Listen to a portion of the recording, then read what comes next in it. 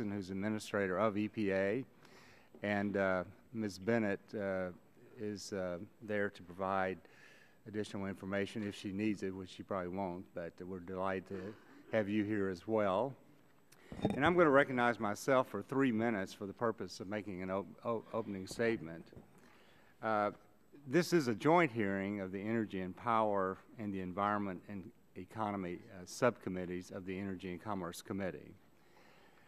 And I think it is important that we have this hearing because in Washington it seems like we do become anesthetized to dollar amounts. And when we go home and we attend civic clubs and have town hall meetings, people inevitably get upset about the many dollars that are being spent in Washington, D.C. President Obama's FY13 budget request is for $3.7 trillion. And in that, there are $350 billion in new program requests or new initiatives. We're going to be focused only on the budget of EPA. And the EPA FY13 budget request is $8.3 billion. And that's less than last year, and certainly that's moving in the right direction. I might add that I think all government agencies at this particular time, when we have a $16 trillion federal debt, do have to be cognizant and aware of how we're spending these dollars. And as a result of that, I might just pat Congress on the back because last year, FY12, Congress reduced its own budget by 6.4%. And we anticipate that our budget this year is going to be reduced by an equal amount, or very close to it. And so on that front, I know EPA's budget request for 2013 is 1.2% less than last year. So I'm going to urge them to try to be more like Congress on being prudent with these dollars. But we look forward to this hearing. It is very important, and we look forward to exploring in more details the 5 specific goals that EPA has set out for FY13. So with that, I would like to recognize the ranking member of the Energy and Power Subcommittee, Mr. Rush, for 3 minutes for an opening statement. Thank you, Madam Administrator, for being here today, and I want to thank you for all your hard work, your exceeding dedication on behalf of the American people to protect the public health. I do not envy your task in trying to do your job and trying to protect the nation's air and water supply when I understand that the President's FY13 EPA budget calls for $105 million less than the $8.4 billion that Congress appropriated to the agency last year.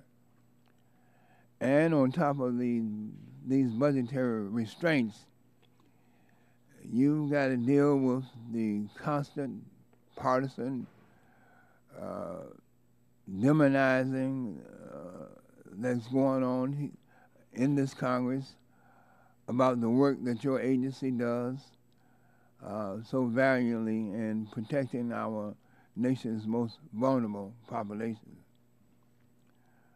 Madam Administrator, I want to just commend the EPA on your recently issued mercury and air toxic standards, the first national standards to protect Americans' families from power plant emissions of mercury and other toxic air pollutants like arsenic and acid gas.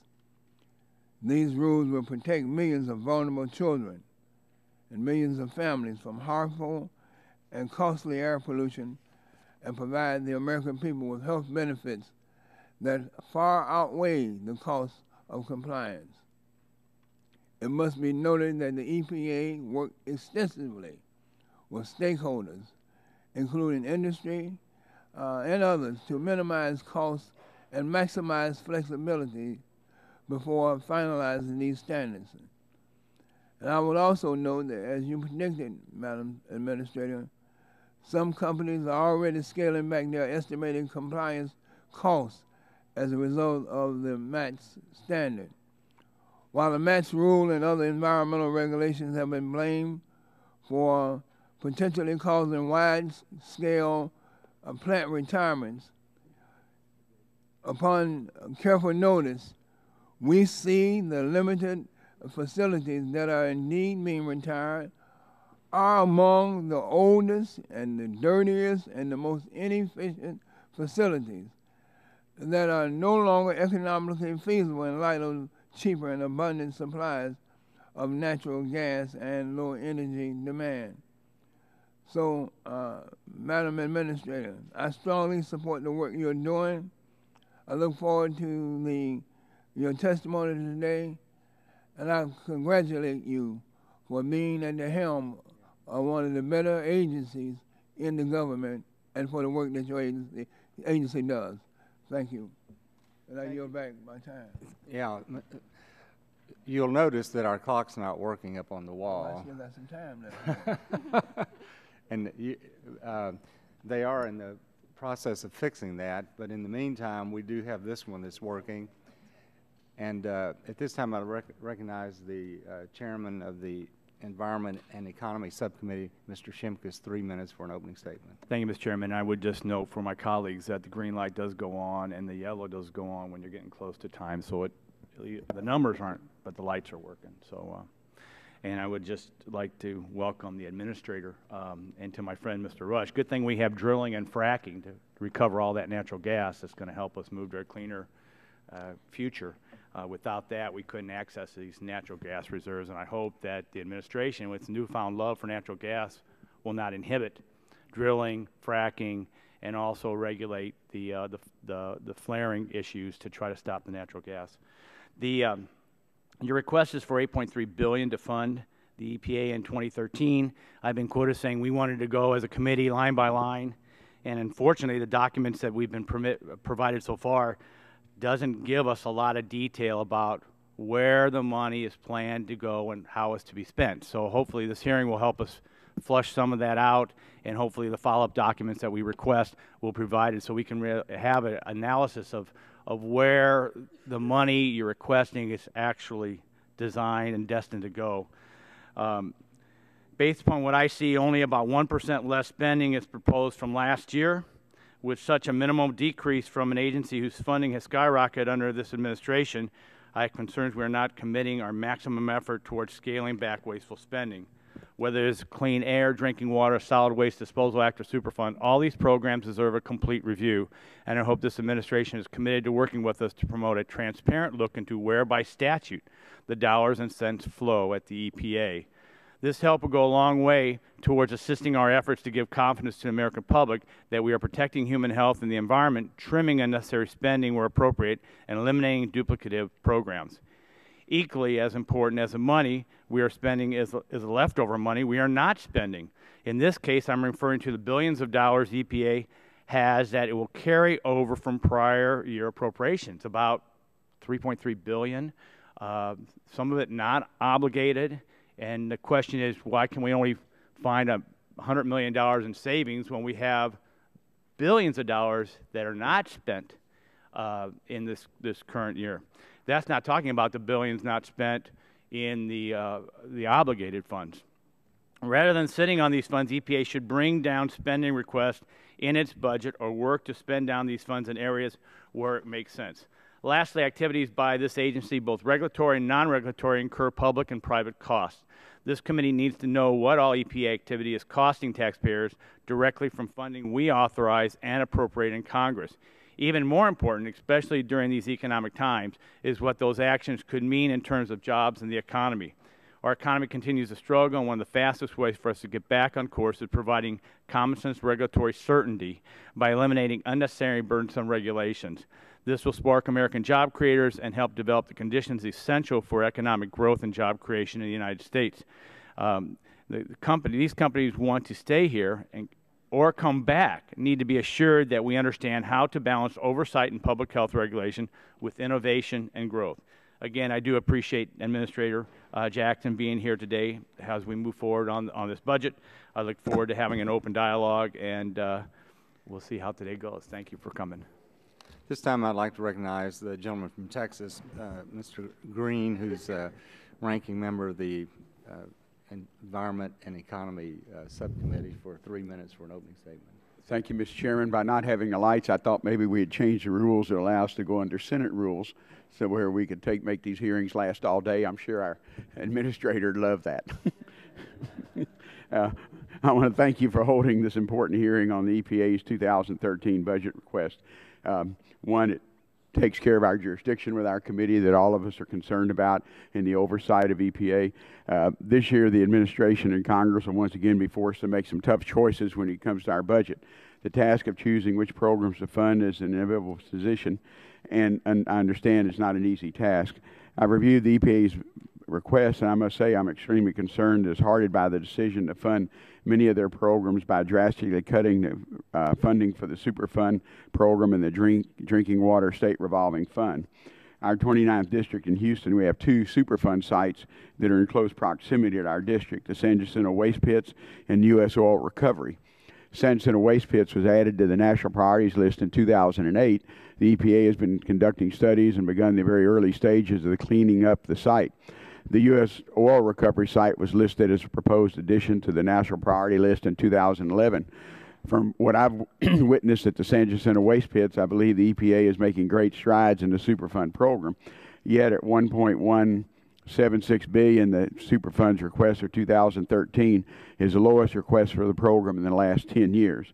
According to EPA's congressional justification, this funding level is so low it would not allow for any new construction projects in FY13 and would constrain new construction projects in FY12.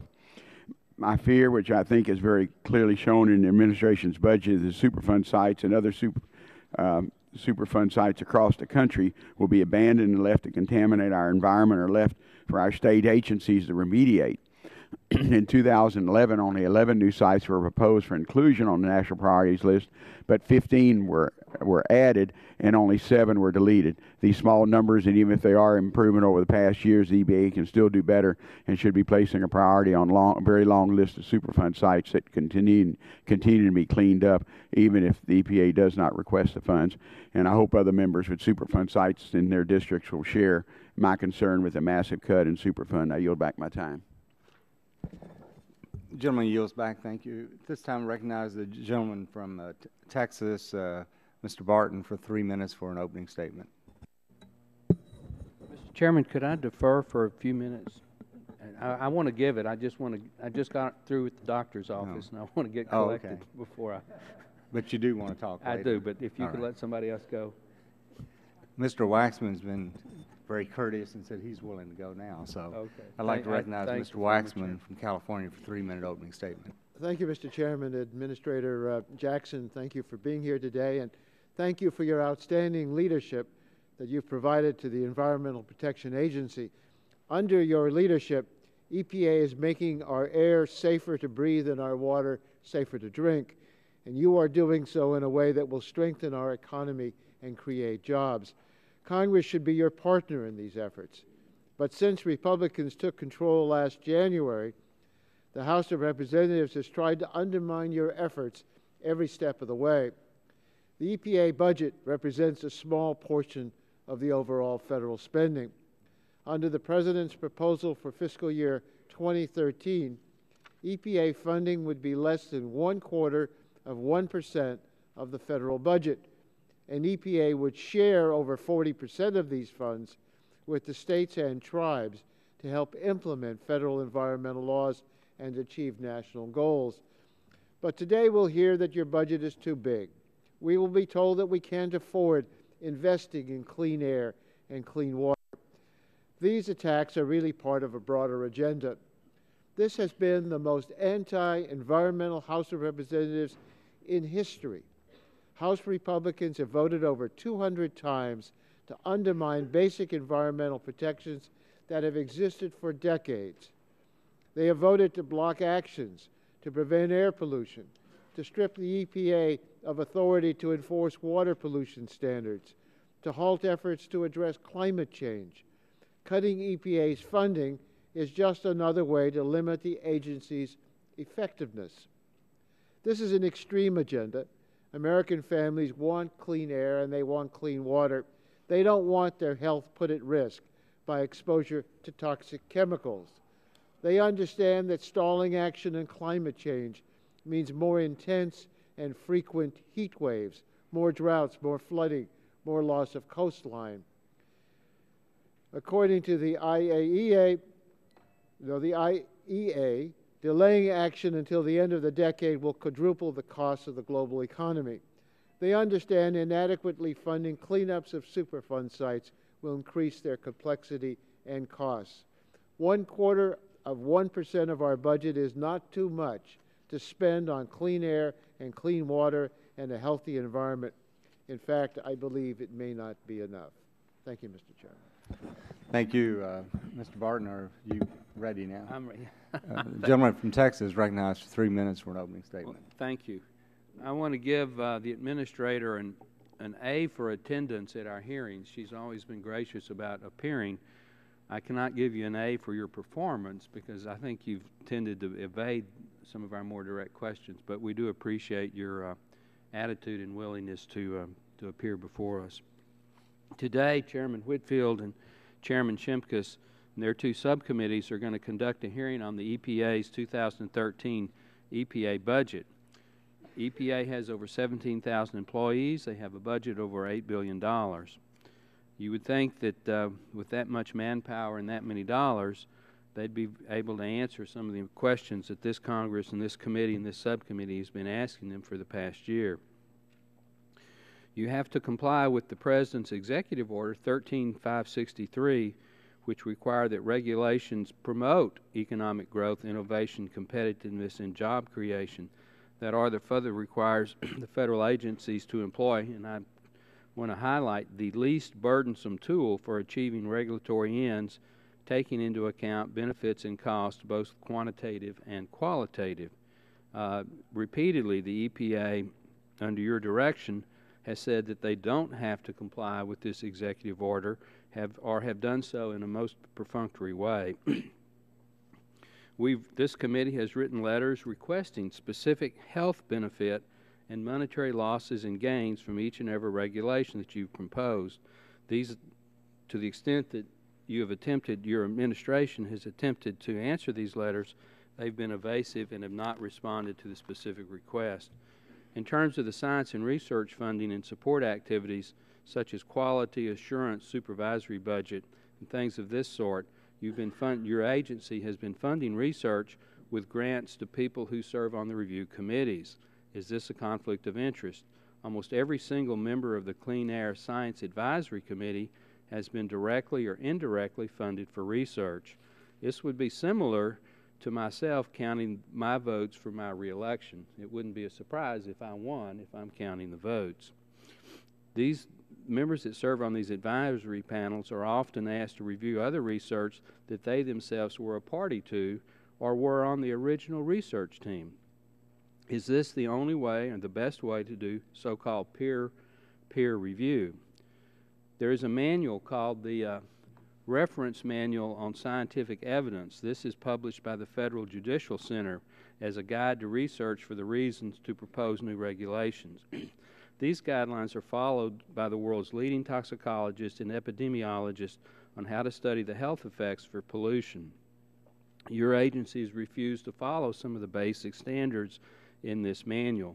For example, it requires that you would justify your studies to be unbiased and not include so-called confounding factors.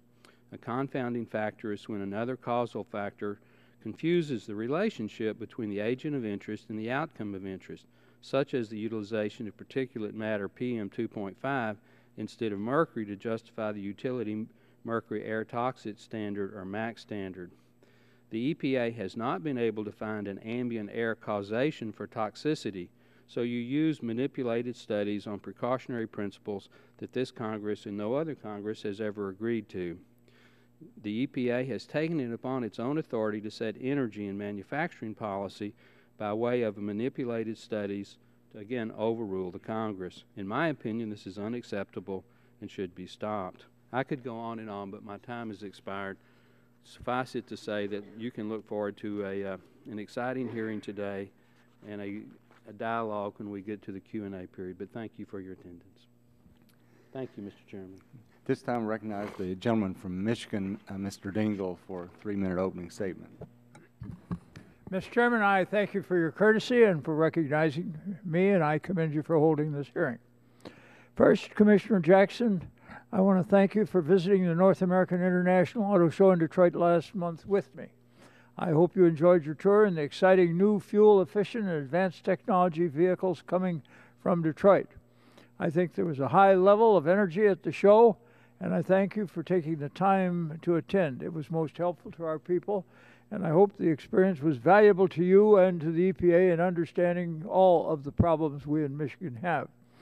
EPA was also kind enough to allow me to testify at a field hearing in Detroit regarding the 2017 fuel efficiency standards, which I support and for which I commend you.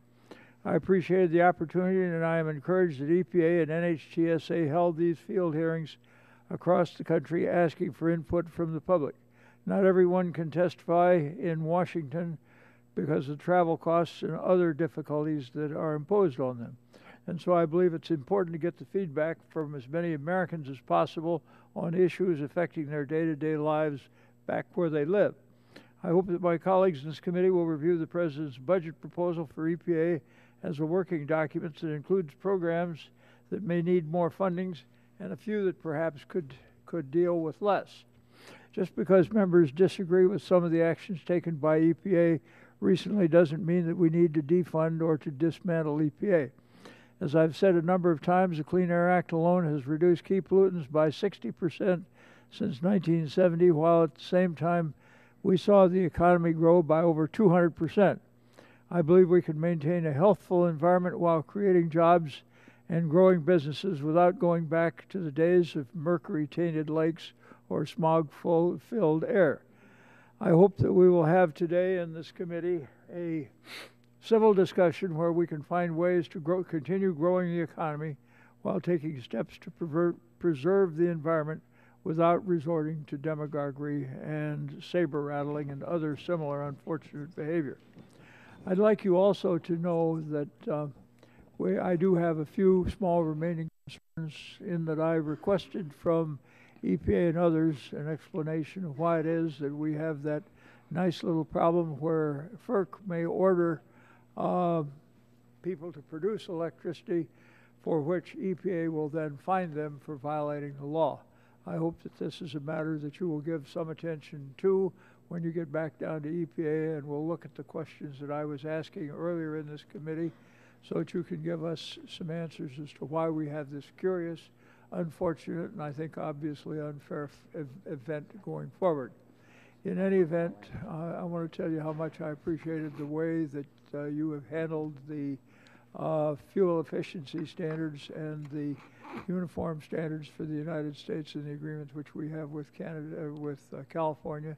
I believe it has been very helpful to all of us, and I thank you for your courtesy in being here this morning. Thank you, Mr. Chairman.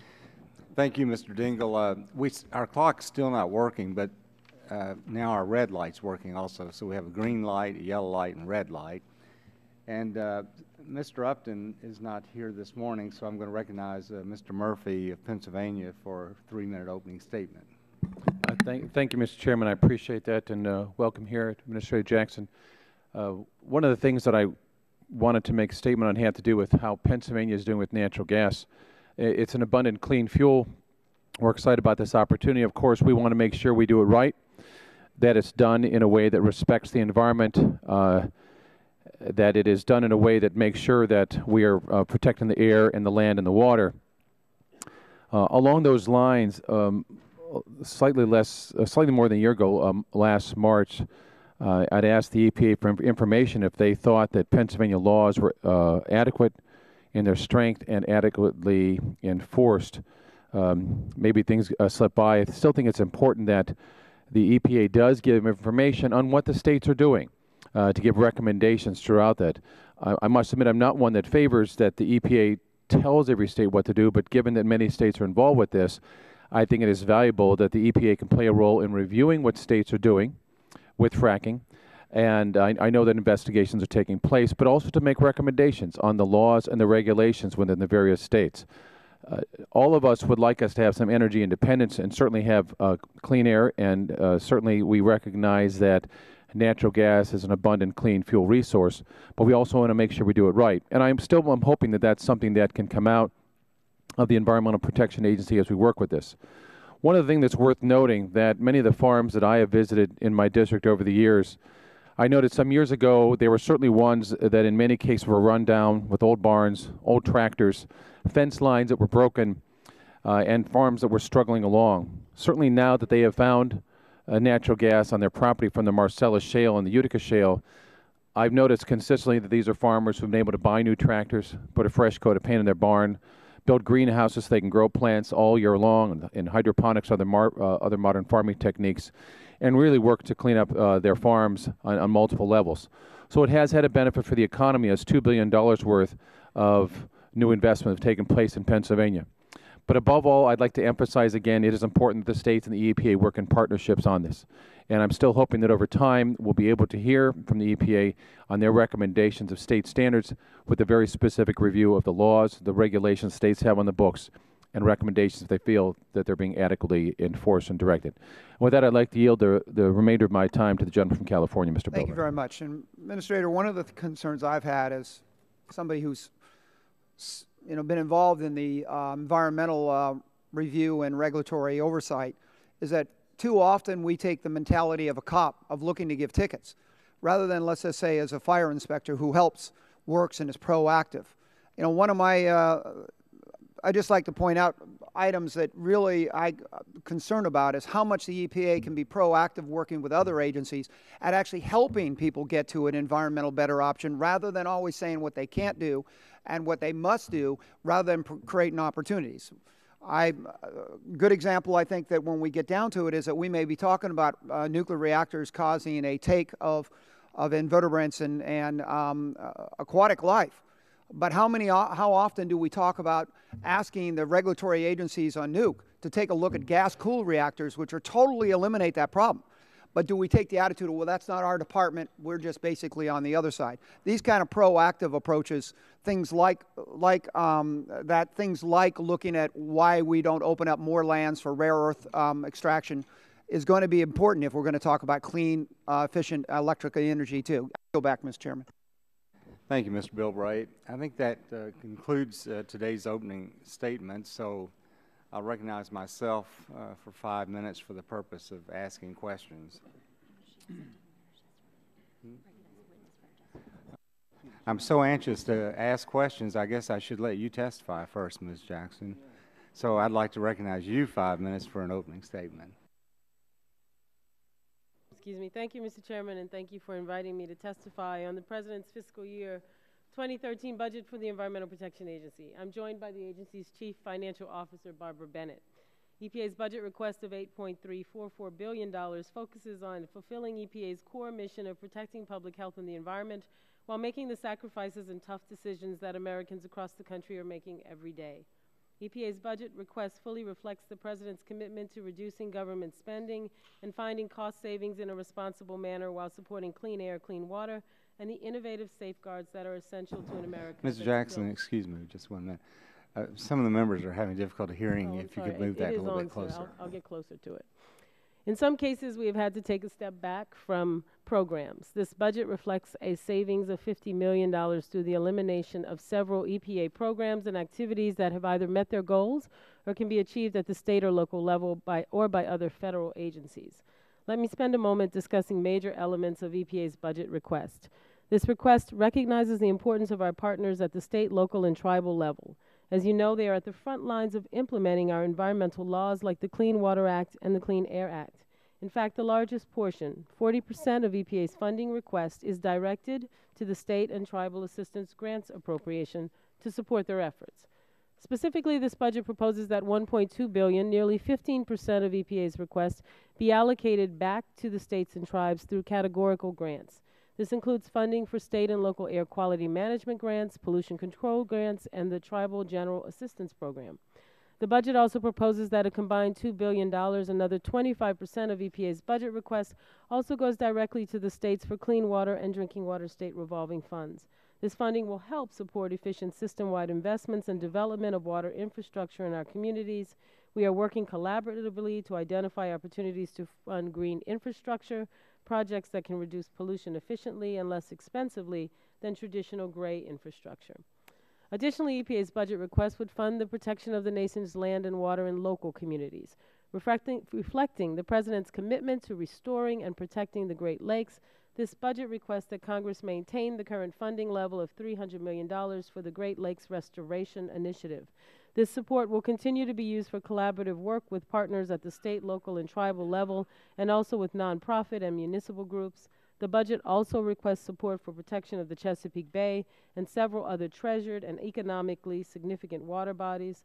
The budget reflects the importance of cleaning up contaminated land in our communities by requesting $755 million for continued support of the Superfund cleanup programs and maintains the agency's emergency preparedness and response capabilities. EPA's budget request makes major investments in its science and technology account of $807 million, or almost 10% of the total request. This request includes $576 million for research, including $81 million in research grants and fellowships to scientists and universities through the country for targeted research as part of the Science to Achieve Results, or STAR program, including children's health, endocrine disruption, and air monitoring research. Also, as part of this request, EPA includes funding increases into key areas that include green infrastructure and hydraulic fracturing. As I've mentioned before, natural gas is an important resource which is abundant in the U.S., but we must make sure that the ways we extract it do not risk the safety of public water supplies. This budget continues EPA's ongoing congressionally directed hydraulic fracturing study, which we have taken great steps to ensure is independent, peer-reviewed, and based on strong and scientifically defensible data. Building on these ongoing efforts, this budget requests $14 million in total to work collaboratively with the USGS, the Department of Energy, and other partners to assess questions regarding hydraulic fracturing. Strong science means finding the answers to tough questions, and EPA's request supports that work. We are making investments to support standards for clean energy and energy efficiency. Specifically, this budget supports EPA's efforts to introduce cleaner vehicles and fuels to expand the use of homegrown biofuels. This includes funding for EPA's vehicle and fuel standards and certification program to support certification and testing for all emission standards. This also includes implementation of the President's historic agreement with the auto industry for carbon pollution and fuel economy through 2025 for cars and light-duty vehicles, including testing support for NHTSA's fuel economy standards. Taken together, the administration standards for cars and light trucks are projected to result in $1.7 trillion of fuel savings and 12 billion fewer barrels of oil consumed. This funding will also help support implementation of the first ever carbon pollution and fuel economy standards for heavy-duty trucks. Mr. Chairman, I thank you for the opportunity to testify today. While my testimony reflects only some of the highlights of EPA's budget request, I look forward to answering all of your questions. Thank you. Thank you very much, Ms. Jackson. And now, at this time, I will recognize myself for 5 minutes for the purpose of asking questions. First thing's really not a question, but on February 23rd, we sent to the Honorable Jeffrey Zients, Acting Director of Office of Management and Budget, and when I say we, 221 members of Congress requesting that EPA stop its greenhouse gas rulemaking. So my question is, have you seen this letter, Ms. Jackson? Yes, sir. And so you will take that in consideration as you move forward. Is that correct? Well, the letter's not to me, but certainly I've seen the copy that you sent me. Thank you. And you have read it, correct? Yes, sir. Okay. Yes, sir. Now, your number one goal in the budget here states very clearly that the number one goal is taking action on climate change and improving air quality. And yet, in your opening statement, you didn't really mention climate change, and I was just curious why not? I actually did, sir. I mentioned it in relationship to the clean car standards. And as I said at the end of the statement, there's much in the budget that I don't have time to highlight, mindful of the clock. But that still is the #1 goal for EPA. Well, we have actually 7 goals, but we have 5 that we outline, and it is listed first, and it is certainly one of our top priorities. Okay. Now, I know that transparency is very important for all of government agencies and for the benefit of our constituents. And we've actually, my staff and others, have spent a lot of time just looking at the grants made by EPA. And it's extremely difficult to determine the total amount of grants issued by EPA. My question to you this morning would be, do you know the total amount of the grants given by EPA to foreign entities, foreign companies, foreign charitable organizations, NGOs? Do you know the dollar amount of those grants? I believe we have, give me 1 second, please, Mr. Chairman. I know it's less than 2/3 of 1% of our funding for grant making in FY 2011. And But do you have a dollar amount, Ms. Bennett? Well, I can give you the amount for foreign activities, because very little of what is for foreign activity actually goes outside the country. That's $844,985. Wait, repeat that. 844,000 is what now? For activities that have to do with our international programs, sir. Okay, well, listen, that's okay. The reason I'm asking this question is when we do have a $16 trillion federal debt, and most economists believe that it is going to be a serious obstacle for economic development in the future. You said that 800-some thousand for international, and we have found, for example, that EPA gave a $718,000 grant to the China State Environmental Protection Administration to help China comply with some of the Stockholm Convention agreements. We found that you gave $700,000 to the Ministry of Thailand relating to methane gas at 12 pig farms in Thailand. We found that you gave money in Indonesia and so forth. Were you aware of this $718,000 given to the government of China? Sir, I'm aware that for many years EPA has funded grants that are international or transboundary in nature. We have an international office. As I mentioned to you, I'm not sure the year of the particular grant you're citing, but oftentimes the proportion that goes outside to outside entities is very small. They can. Well, for one, don't think it's appropriate at this time when we have the debt that we have that we be giving money, for example, to China, of which we owe them more money than any other country, and yet we're borrowing money from them and then turning around and giving it back to them to help them with their environmental issues. So I hope that you would look into that and take some consideration about that. One other question I want to ask real quickly. I saw your presentation to the UC Berkeley Law Institute on Environmental Issues, and in that presentation you made the comment that this allegation that 230-some thousand additional people would have to be hired by EPA to implement its greenhouse gas regulations if they're implemented. You said that was, you summarily dismissed that and said that is not going to happen because of our tailoring rule. And as you know, there have been about 40 lawsuits filed questioning the validity of the tailoring rule. So if it's determined that the tailoring rule is not legal, it's invalid, do you have money in this budget to hire those 230-some thousand people that you yourself said you would need to enforce greenhouse gas regulations? No, sir, because the number you're referencing was put forth in arguments by the government to show why the tailoring rule is so necessary, why it would be an unworkable result. That case, of course, is being argued, I believe, this morning. Well, it's very clear, the Department of Justice submitted this, but anyway, I do think that you can't just summarily dismiss that this is, that you're going to win these lawsuits on the tailoring rule. So my time's expired, and Mr. Rush, I recognize you for the 5 minutes for the purpose of asking an open question. Well, thank you, Mr. Chairman. Administrator Jackson, as I indicated earlier, and you know this, I'm a big fan of the work that you are doing, and I want to commend you for your stick-to-itness in protecting the public health and ensuring that all Americans have access to clean air and water, especially in light of the relentless attacks against you and the agency you represent, attacks that I think we just heard a few minutes ago.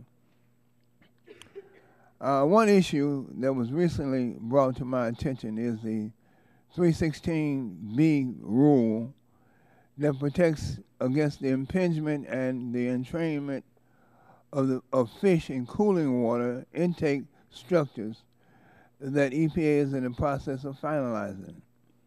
And I don't want to get too much in the weeds on this, but I do want to make sure that the EPA is working with industry and listening to their concerns and recommendations before finalizing this rule.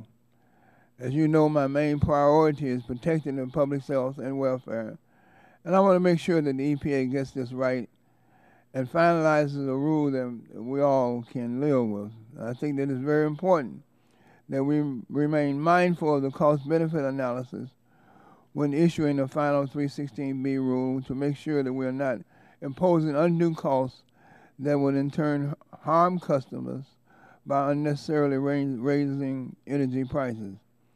So again, Madam Administrator, I just urge you to work with industry and make sure that in the end your agency finalizes a rule that makes sense and is fair to all of the relevant stakeholders, especially the human stakeholders first and foremost. I think you understand what I mean. We've been hearing over and over again from my colleagues on the other side of the aisle about the undue costs associated with MATS rules, and I think that they are beginning to sound like a broken record over there. Madam Administrator, one increase in this year's request that I would like for you to discuss during the remainder of my time is your Community Action for a Renewed Environment, the CARE program.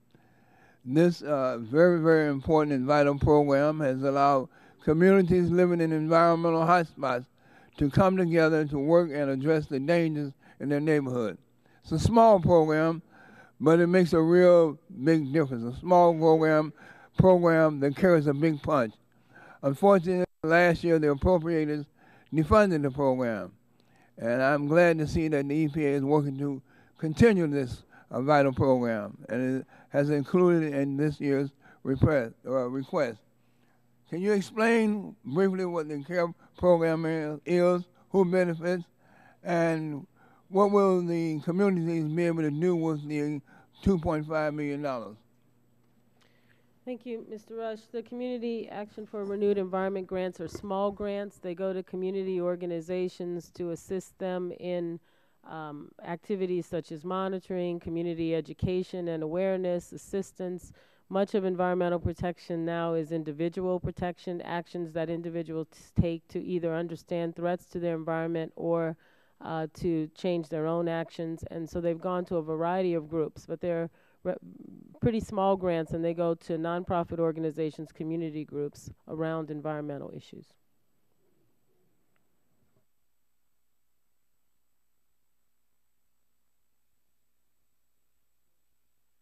These grants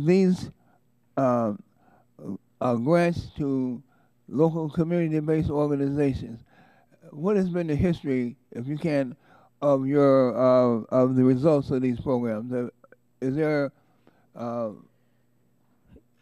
Yes, sir. The community groups are extremely fond of them. I've been asked several times about why they're being zeroed out. As you mentioned, they were zeroed out by the appropriators, and so in this cycle, we are attempting to put the money back in. We've had several examples of beautification projects that people undertake to address local environmental issues. That can be things like training people to be aware of litter, which is still a persistent problem in many, many communities. It can also mean understanding specific local issues, whether it be a small business that may need some assistance to understand that it's having an impact on the community. We have lots of people who come together around watershed issues, beloved watersheds, pharmaceutical collection days or hazardous waste collection days, and efforts to encourage businesses to separate waste in order to give amalgam. I have one from Marquette, Michigan. It was a 2006 CARE level grant.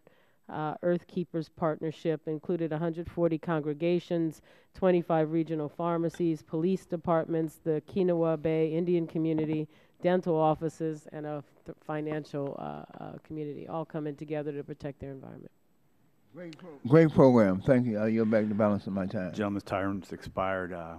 So I thought you may grab my question when you were talking about the cooling tower issue, Bobby. So too bad it's not in our committee jurisdiction. Otherwise, we could work together on that. I'd like to recognize myself 5 minutes for my questions. Again, welcome, Administrator Jackson. I've got 4 that I'm going to try to rush through. It's very difficult, as you know. But Lynn Westmoreland, my colleague from Georgia, is in the front row, and he and I were actually emailing over the weekend based upon a budget submission. So I represent rural America. He represents rural America. So in your spending guidance for the $212, it will distribute $15 million in drinking water tech assistance. Do you agree that it does not include the congressional directive to prioritize funding that is most beneficial to small communities? I don't agree, sir, but I would have to. Yeah, and it's a small amount. I know it might be difficult. If you would get back to us on that, because the congressional intent was to make sure small communities would find the technical assistance most beneficial, and we think that if we can. I actually have an answer, so if you wouldn't mind my correcting myself. EPA is not requesting funding in the 2013 budget for technical assistance because the agency believes that the states are best positioned to develop the technical assistance plans. The states are allowed to set aside 2% of their drinking water state revolving fund for small systems, and most states are using that set aside. Okay, well, we're going to follow up on this legislatively to implement a directive asking you to consider small water applicants to demonstrate the level of support or small communities. In small town rural America, they don't have the big ability of large municipal systems and money. So if we can work on that, I think Mr. Westmoreland would appreciate it. We'd like to talk to you about that. Now I want to go to the Superfund cleanup, speed, and funding. Sandoval Zinc Company was added to the national priorities list in 2011. It's in my district. I visited it. There are lengthening delays, obviously, and when something gets on the cleanup list. Can you tell me what % of remedial budget do you spend on physical cleanup versus administrative cost? My point is this, and that's something you can get back with me too on. The point is, when we've talked with the region headquarters, I've been told numerous times, we can clean this up rapidly when it's initially identified, but if it's delayed, then it gets in through the whole system. Then you have litigation, long terms, and the cost-benefit analysis of moving quicker versus later is great. Let me move to the definition of solid waste issue. Case law and state statute is pretty clear. Do you agree that RCRA applies to discarded material, disposed, abandoned, and thrown away? The RCRA statute disposes, yeah, the waste statute. I believe that's part of the definition of waste. Do you agree that recyclable material is not discarded for permanent disposal? It is destined for beneficial reuse? Yes, although, as you know, the definition of recycled material is subject to certain regulatory findings. Well, that's where we're headed. Since we agree case law and statute are clear, what specific authority do you have to change the definition of solid waste under RCRA? Well, we can't change any statutory definition. That's exactly what I want. That's good. That's good. We can follow up with that. But there is a fear that you are, and it affects the recycling industry, the beneficial use section. Let me. I still have a minute and a half left, and I want to get to RECRA 2002 subsection B requires you to review all regulations every 3 years. You're about to be sued by the environmental community for failure to comply with this part of the law. Do we really want an agency to go down a very costly path of reviewing regulations based on arbitrary date that will be impossible to meet? So the question is, in reviewing all regulations, oh wait, actually, is reviewing all regulations every 3 years even feasible? I mean, you've been there, you're going in your 4th year. Have you, in this 3rd year, the end of 3rd, now your 4th year, have you been able to review all EPA regulations? I think EPA has a statutory obligation which we try to meet, but there are plenty of cases where we are not on time. Yeah, it's actually not feasible. And then the other issue, as we're trying to analyze all these, can you give me a cost projection of what it is just to try to evaluate all these regulations within a 3-year time frame as statute requires? Well, it is not without cost and resources. We're in the middle of the review that the President ordered to look for outdated regulations. So, yeah, and I think that's an important point. So as we talk about this, whether you want to work with us or not, I think it would be in both of our interests if we can design a system that identifies, based upon science, problems, and then reevaluate those rules versus just having an arbitrary 3-year review process that we can never meet, that throws us in litigation for not meeting, and that could help, it would help the administration trying to put aside things that we can do and not try to accomplish all the stuff that we're never going to be able to do. I appreciate your time, and with that, I yield back the balance of my time. Chair now recognizes the Vice Chairman of my committee, Mr. Green, for 5 minutes. Thank you, Mr. Chairman, and again, welcome, Madam Administrator. Like all of us, I have a lot of questions in the 5 minutes. My first question is, first of all, the sale of fraudulent biodiesel credits has emerged as a serious issue affecting the motor fuel sector. And these credits originally came from a company called Clean Green Fuels that EPA had been investigating for well over a year. It turned out the company was a sham and could not produce any actual biodiesel, but was making money selling fake credits. The problem is Green Fuels was an EPA-approved producer, and its credits were listed in the agency's automated transaction system, so it looked like they were legitimate. Formerly, EPA did not inform any of the potential buyers of the investigation while it was underway, but rather than treating the refiners who purchased these fraudulent credits as victims, your agencies have decided to go after them with notices of violation in November of 2011. Why did EPA go after the good faith purchasers of these credits in November of last year? Well, Mr. Green, we understand the importance of the RIN market. It is a marketplace, and it is important to the marketplace that there be valid credits, and that those who are buying them, as we say in our rules, ensure that they're buying valid credits. There is fraud that is potential in the system, and although we enforce to look for opportunities to crack down on fraud, part of the system in this marketplace also requires that buyers beware, and that they ensure that what they're buying, that they make some effort to ensure that they are not being subject to fraudulent RINs. Well, obviously, I think that the EPA has them listed, and on the automated transaction system, you know, punishing the good faith purchasers may be a little over the top instead of going after them. Could EPA have done a better job in presenting the fraud and protecting those companies who are required to buy these credits in order to comply with the law? Well, you know, I think EPA did its job in responding to a complaint. We went to the so-called producer of this biofuel. There was nothing there. In one case, there are two cases. In one, there was literally nothing there. In the other, they had shut down all the equipment and were selling for fuel they weren't making. So EPA did its job. It certainly notified those who had purchased, and it made clear, you know, in order for the marketplace to be fair for those who are doing the right thing, there has to be a penalty for those who are not doing the right thing, and people need to ensure that what they're buying represents more than just a piece of paper. Well, and I agree we want to do that, but I want to make sure that we don't end up punishing folks who are trying to comply with the law based on the EPA system. Is EPA considering changes to prevent similar instances of fraud from reoccurring, maybe more immediate investigation and more timely notice to the purchasers?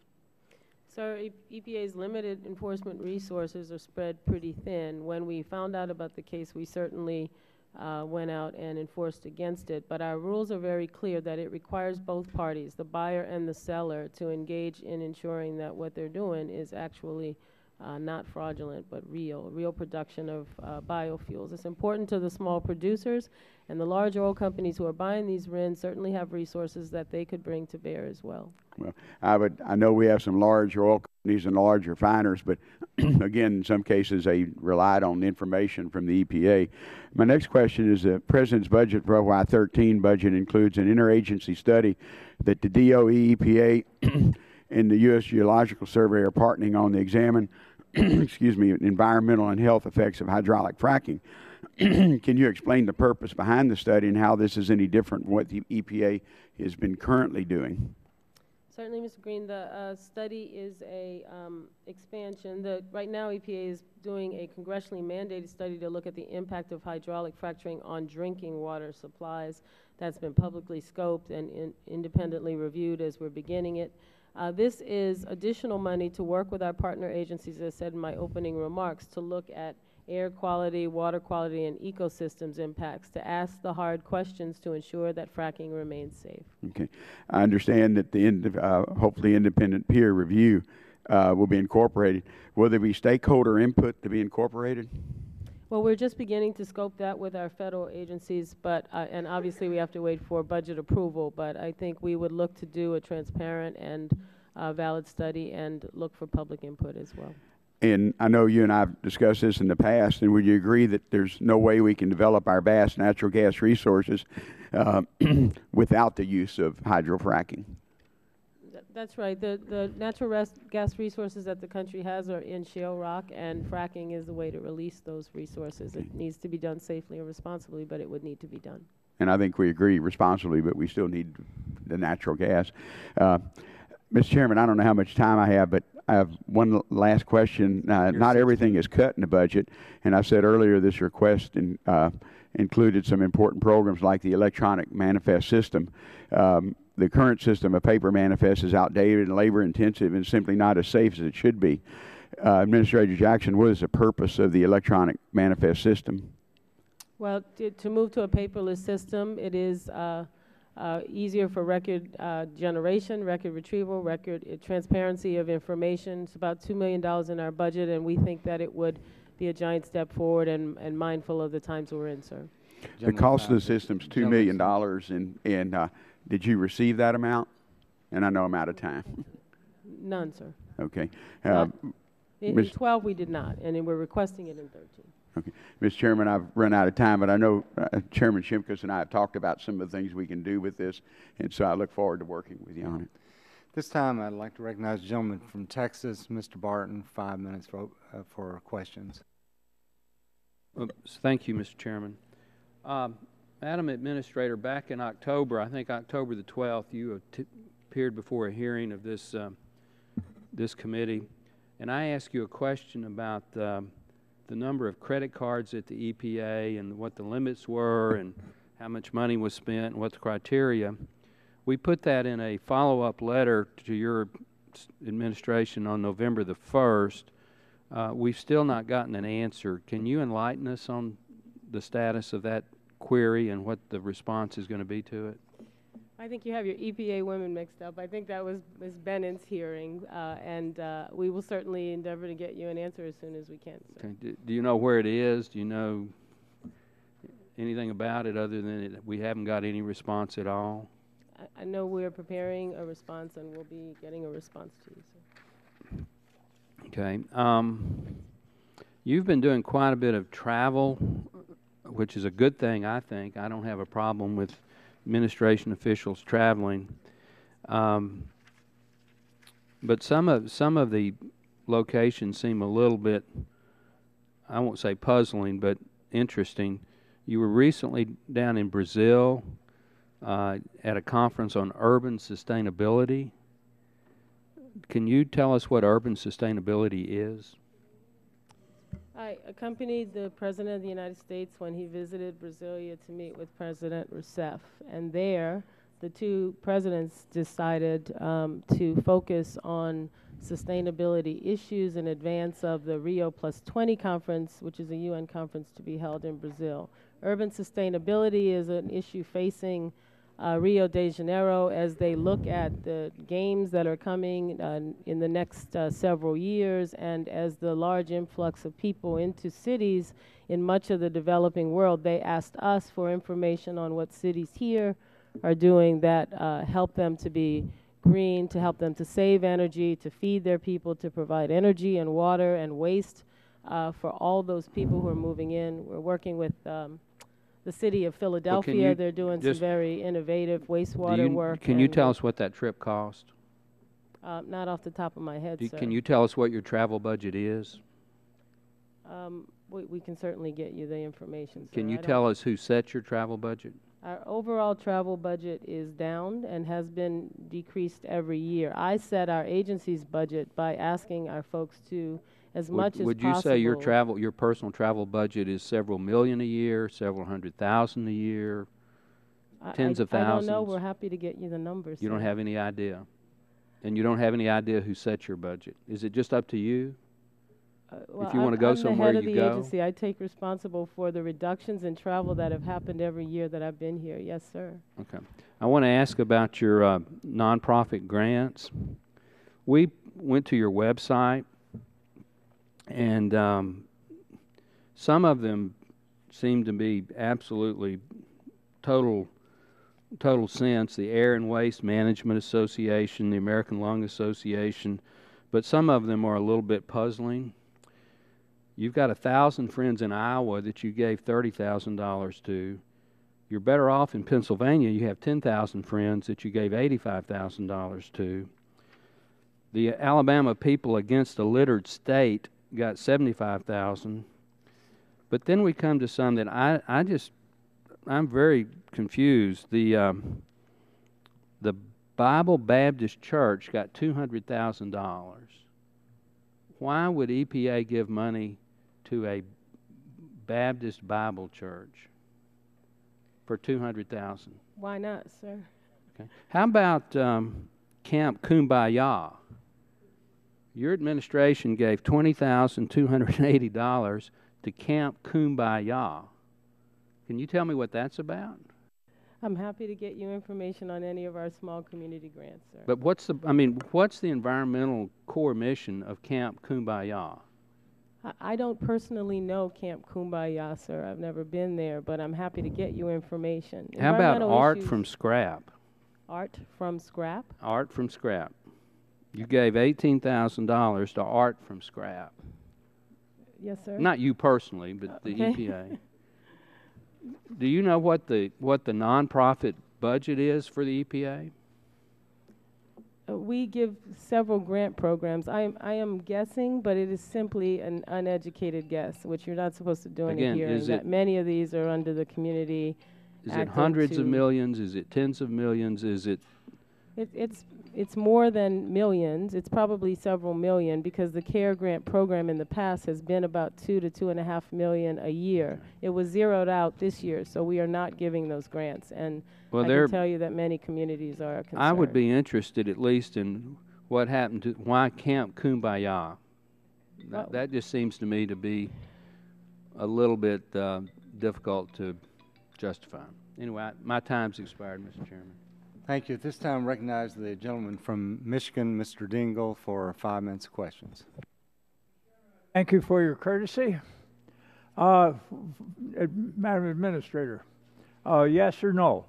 I see that the President's fiscal year 2013 budget request for CERCLA, or Superfund, is $35 million less than the current fiscal year. Are you comfortable that CERCLA can continue to carry out its responsibilities and the current cleanup obligations without slowing down current efforts with this reduction in spending? Yes or no? Yes, but we cannot start any new cleanup, sir. So. All right. So that may very well put you down, rather slow you down. And I'm referring to cuts here in both Superfund in general and in enforcement. Now, next question.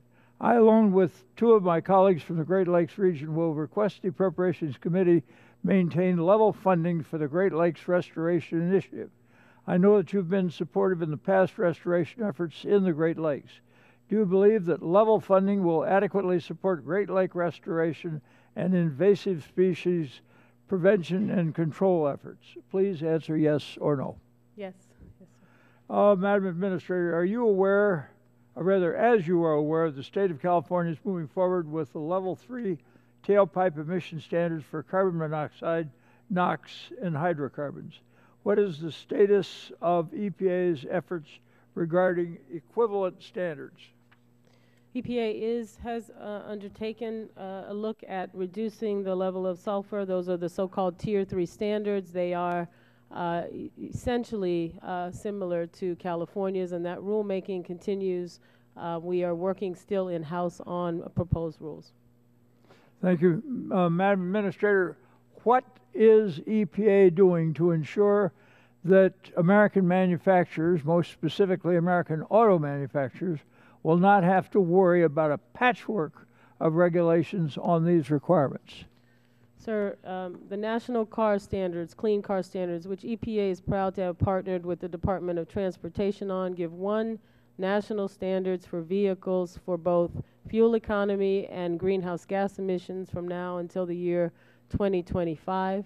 We've been told over and over again that those reasonable common sense standards give automakers the ability to innovate, to move forward with a clear set of standards so that they can go about their business and grow manufacturing and, we hope, grow exports of their product. Regarding the mercury and air toxic standards, if utilities need a 1-year extension, they need to request it from their local permitting authorities. In my case, the Department of Environmental Quality of the state of Michigan. What assurances can you provide that EPA will not override the permitting authority's decision to grant that 1-year extension?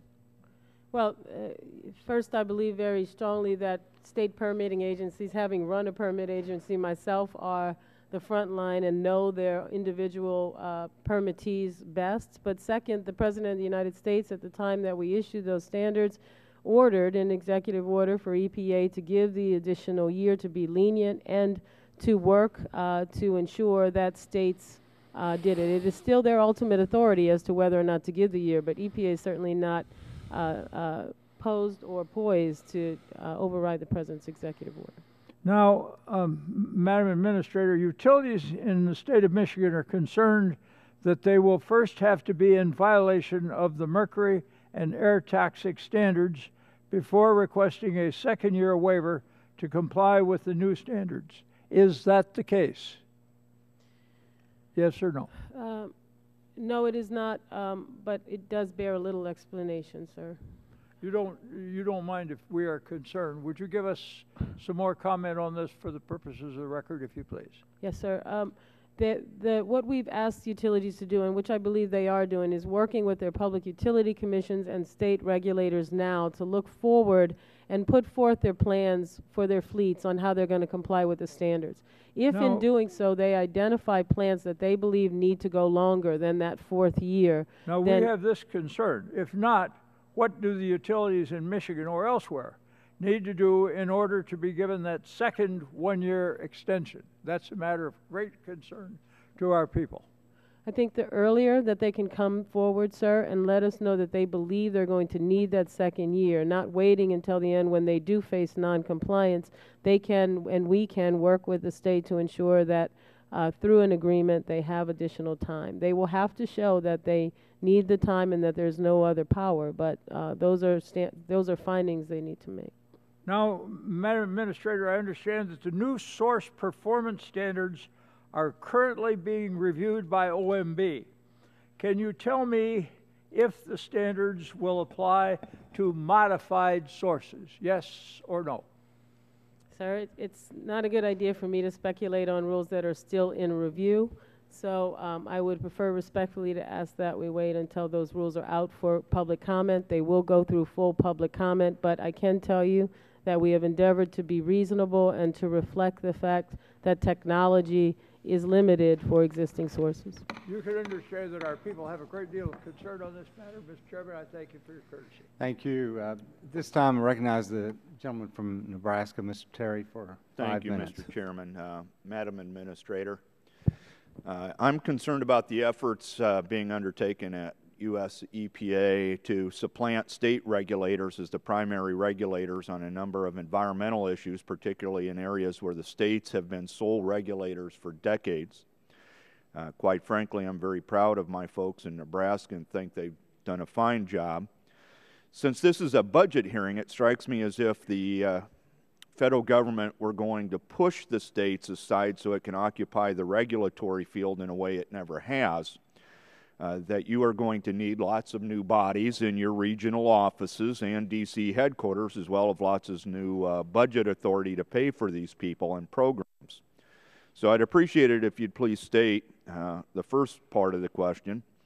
The additional budget authority EPA needs to increase its in-house expertise and expand its programmatic and enforcement reach to carry out these authorities, especially as it relates to permitting, inspections, technical compliance assistance, and regulatory enforcement. In fact, Mr. Terry, in general, the budget goes a different direction. I used to run a state program, and I've committed that while I'm here, we're going to increase grants to the states and the tribes so that they can do permitting and enforcement. There's a net $113 million increase in what we call the state tribe categorical grants. Even in a tough budget year, it's one of the few places we're plussing up. Air quality, water pollution, tribal grants, information management, those are computers, and public water supply. There are a few places where we are cutting, for example, beaches, not a huge concern, I know, in your state, but certainly I've heard from some of your colleagues. But the money is up because we believe that never can the federal government supplant the states. So the budget increases will be in the grants part, not in the personnel within the EPA, particularly in Region 7. Well, is that a yes or no? I only have 5 minutes. We are not looking. We're looking at overall personnel decreases, I believe. So okay. Is that correct? Well, I think it's an increase of 25. It's an increase of 25 people across our 17,000 plus person agency. So we're not talking about what would be the impact to regulatory uncertainty between the states and the EPA and state primary delegations? Could you repeat the question? No, I'm going to go on to the next one. I'm sorry. In FYI 213, are you planning to propose revisions to the National Ambient Air Quality Standard for particulate matter? If so, when? Yes, probably. They are due by statute. We have not announced a date, and that date has not been set. Can we be assured that the EPA will not be proposing any change to the current PM10 coarse particulate standards? Yes, I have so stated, sir. We will not be changing. We do not anticipate, based on the science that we've seen so far, that a change will be warranted. But again, the proposal... Okay. Does the EPA publish in one publicly accessible place a list of all the petitions for rulemaking that are submitted to the agency? I do not believe so, sir, but we'll double-check the answer to my question. All right. We haven't found one if there is. So when you check and confirm that there is not one place that public or members of Congress could go to, will you commit to posting that information on the EPA's website starting this year? Petition, sir? Yes. I think that's a fair request. I'm happy to look into it. All right. I yield back. Thank you, Mr. Terry. At this time, I recognize the gentleman from New Jersey, Mr. Pallone, for 5 minutes. Thank you, Mr. Chairman. I want to welcome Lisa Jackson before our committee. I've worked with her for many years, dating back to her time as the Commissioner of the New Jersey Department of Environmental Protection. Since you've been at the helm of the EPA, I believe our country's made great strides in improving air quality, protecting America's waters, and cleaning up our communities, and these accomplishments are crucial to protecting human health and the environment. Unfortunately, the Republicans in Congress, and on the campaign trail in particular, are attempting to argue that protecting our environment is somehow hurting our economy.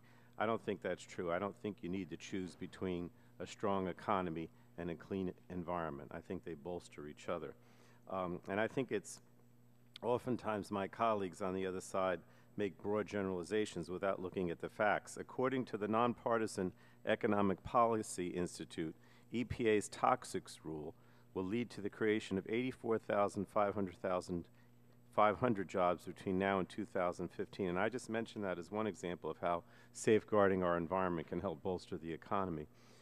I know in tough economic times it's difficult. Choices have to be made.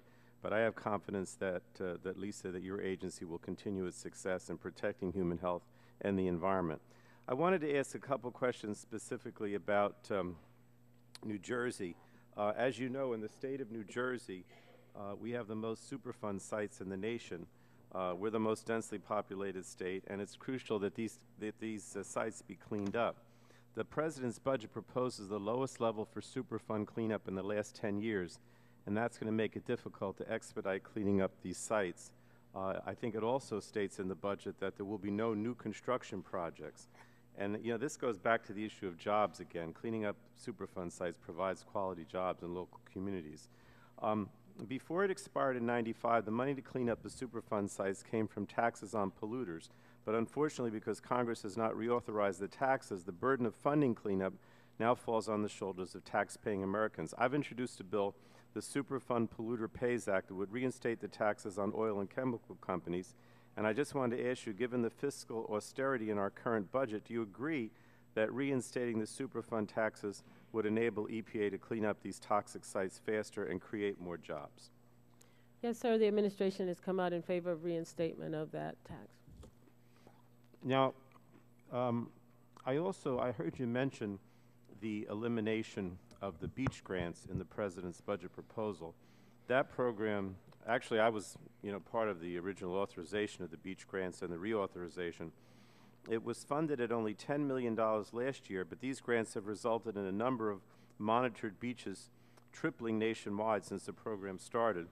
And states utilize these funds to monitor water quality, notify the public when the coastal waters are not safe. I'm just afraid that without these grants, the trend will reverse itself, and many states will just choose to stop monitoring many of their beaches. So I wanted to ask you if you think that EPA's beach grants have been successful over the years in expanding the number of beaches tested and keeping swimmers out of contaminated waters. Comment on the program, if you would. Yes, sir. As I said, I knew some of my of the colleagues wouldn't be happy here. I would have asked it anyway, even if you hadn't brought it up. I know. Well, beach grants have been very successful, sir, and this is one of the tough choices, but it's mindful of the past success, which is what influences our decision. For most of the history, and thanks to your leadership, the grants helped establish monitoring programs and systems and teams of people who now do that work. And this is simply the federal government saying that this really is a state or local function. It's best done that way. I certainly know that that's how it's done primarily in New Jersey, and that our time for funding this as seed funding is over, and it's time for those communities to take over. See, the reason I disagree, and I really think it's important for us to restore the funds, is because you're right that when New Jersey had it on its own, and you were the commissioner at the time, that we did a lot to fund the program, and we did all the things that we were supposed to do. But the problem is other states were not doing it, and then it becomes an unfair advantage. In other words, we're closing our beaches when they should be closed. Other states are not because they don't do the testing and the monitoring. And I really think that the program right now, we have a reauthorization bill to expand it to do a lot more things than are actually being done now. Tests for different chemicals and compounds that aren't tested for now, looking for sources of pollution. So my fear is that if we eliminate the federal dollars, a lot of states won't do it, and we won't really know. The whole idea is right to know, and we won't really know which beaches should be open and which are not. In fact, a lot of states don't even want to do it because they don't even want to admit they have dirty beaches. In addition to that, I think that the federal dollars can leverage more state dollars to do more things with the program. So I'm going to fight hard to try to get that money reinstated, and I appreciate your acknowledging that it's really money well spent. Thank you. Thank you, Mr. Chairman. Thank you, Mr. Plum. At this time, recognize the gentleman from Michigan, Mr. Upton, for 5 minutes of questions, the chairman of the full committee.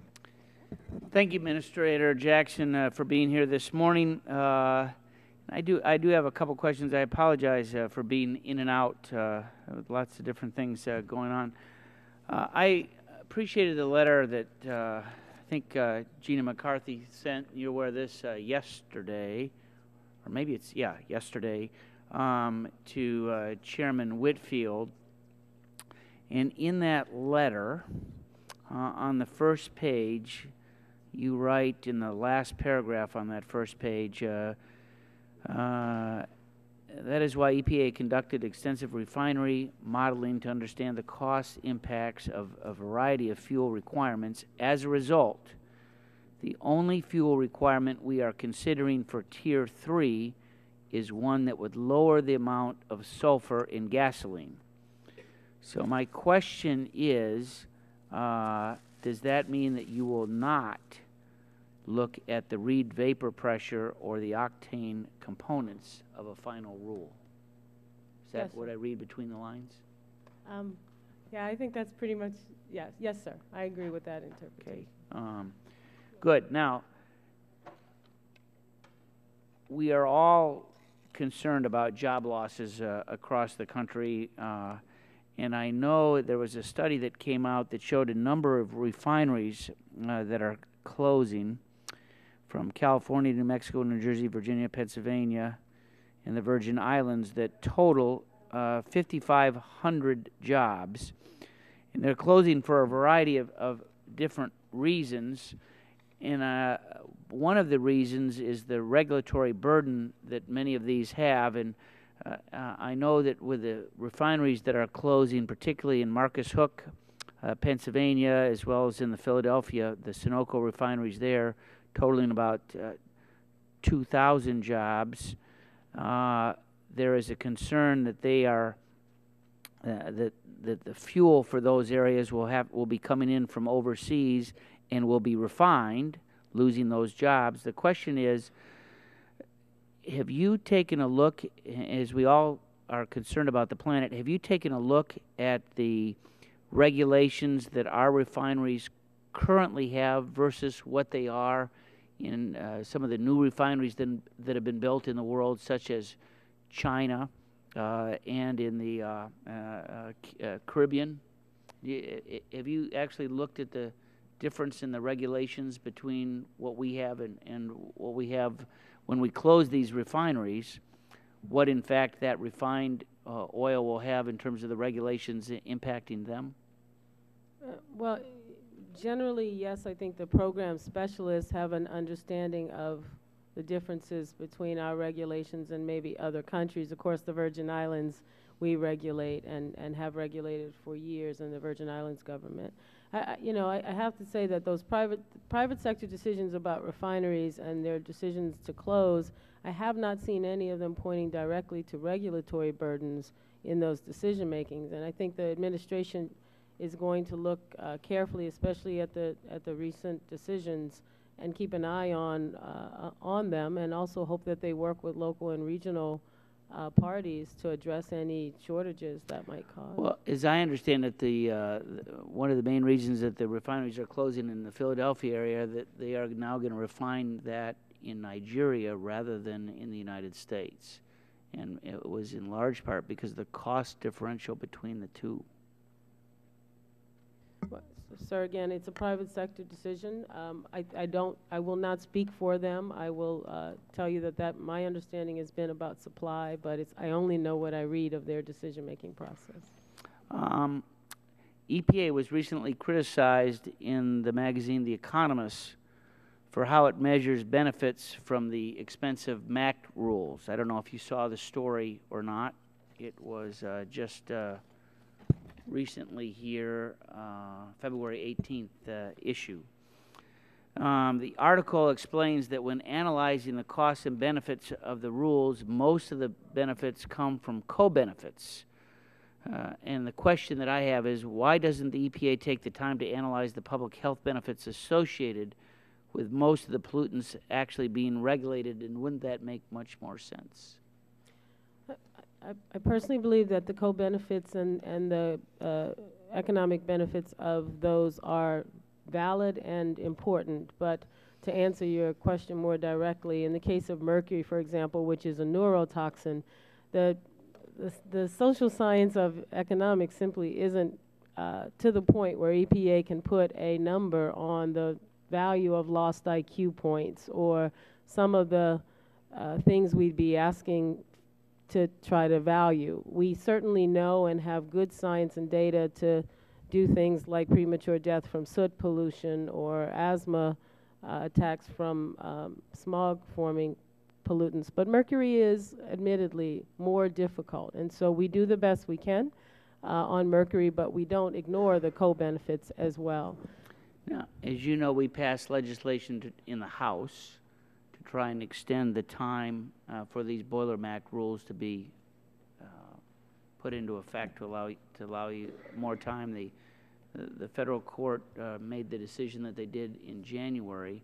Are you all at all interested in the House or Senate moving such legislation for a delay to give you the time to do these right?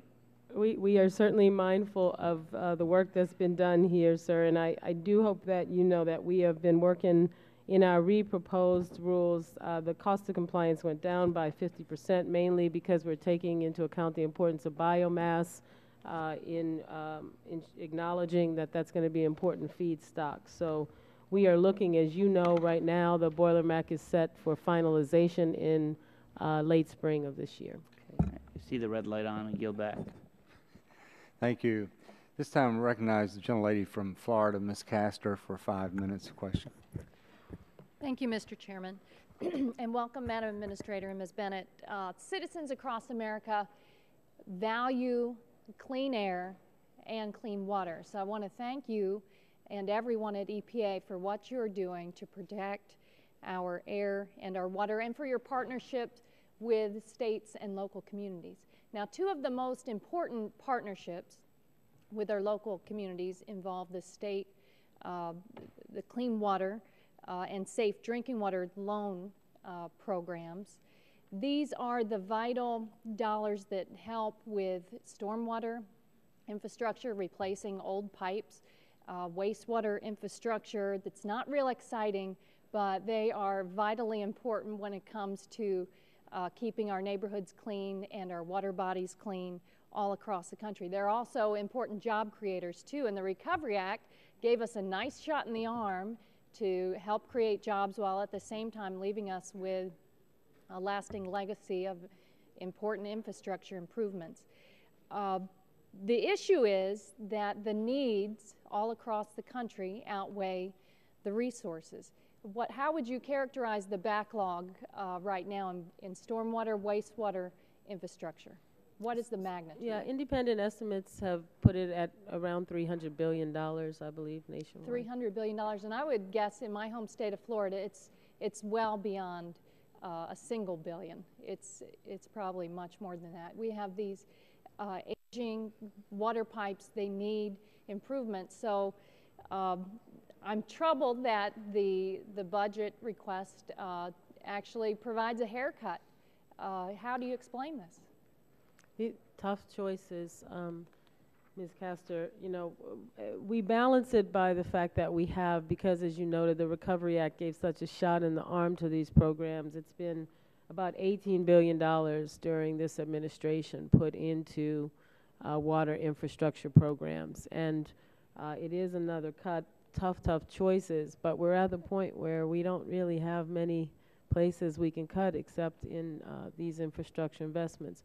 We are also mindful that we would like to get to a place where these are loan programs for the most part, where there is a revolving, almost self-sustaining point, but we're years away from that, but we continue to. I hope the Congress will respond overall by giving a boost to these vital clean water and drinking water initiatives that are important partnerships for our local communities and the states, and find savings elsewhere in the budget. Next, I'd like to to ask you about the good news out of the administration on more fuel-efficient cars. I think this is great news for American families and businesses.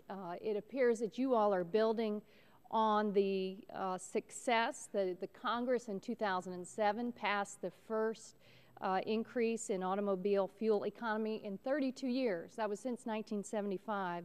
We boosted mileage to 35 miles per gallon by 2020. And I have to tell you, I have a member of the family who last year bought one of these fuel-efficient cars. He's getting 50 miles per gallon, and he really enjoys driving past these gas stations, no matter what their signs have posted. Can you summarize for us what the next steps are? What is EPA doing to work on even more fuel-efficient vehicles? As you noted, Ms. Kester, and thank you, the final rules for 2012 to 2016 light-duty vehicles were finalized in April of 2010. We've proposed rules for light-duty vehicles, those are cars, 2017 to 2025. Those were proposed in November. We anticipate finalizing those later this year. We signed and published rules for heavy-duty vehicles. Those are large trucks.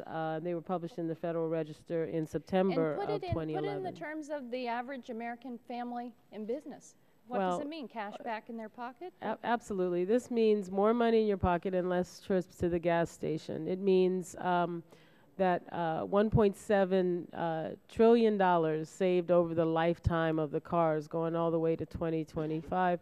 12 billion barrels of oil will never have to import into this country. So for the average car owner, as the cars get more and more efficient, up to $8,000 in fuel savings over the life of the car, more than made up for a little additional price up front. So we're very proud of it because we feel as though it's part of the president's approach, which is we need to have energy, but we also need to conserve the energy we have. And it's positioned our automakers to compete with automakers around the world. I think it's making a real difference. Thank you. Gentlelady's time has expired. At this time, I recognize the gentleman from Oregon, Mr. Walden, for 5 minutes. Thank you very much, Mr. Chairman. Mr. Jackson, it's good to have you back before the committee.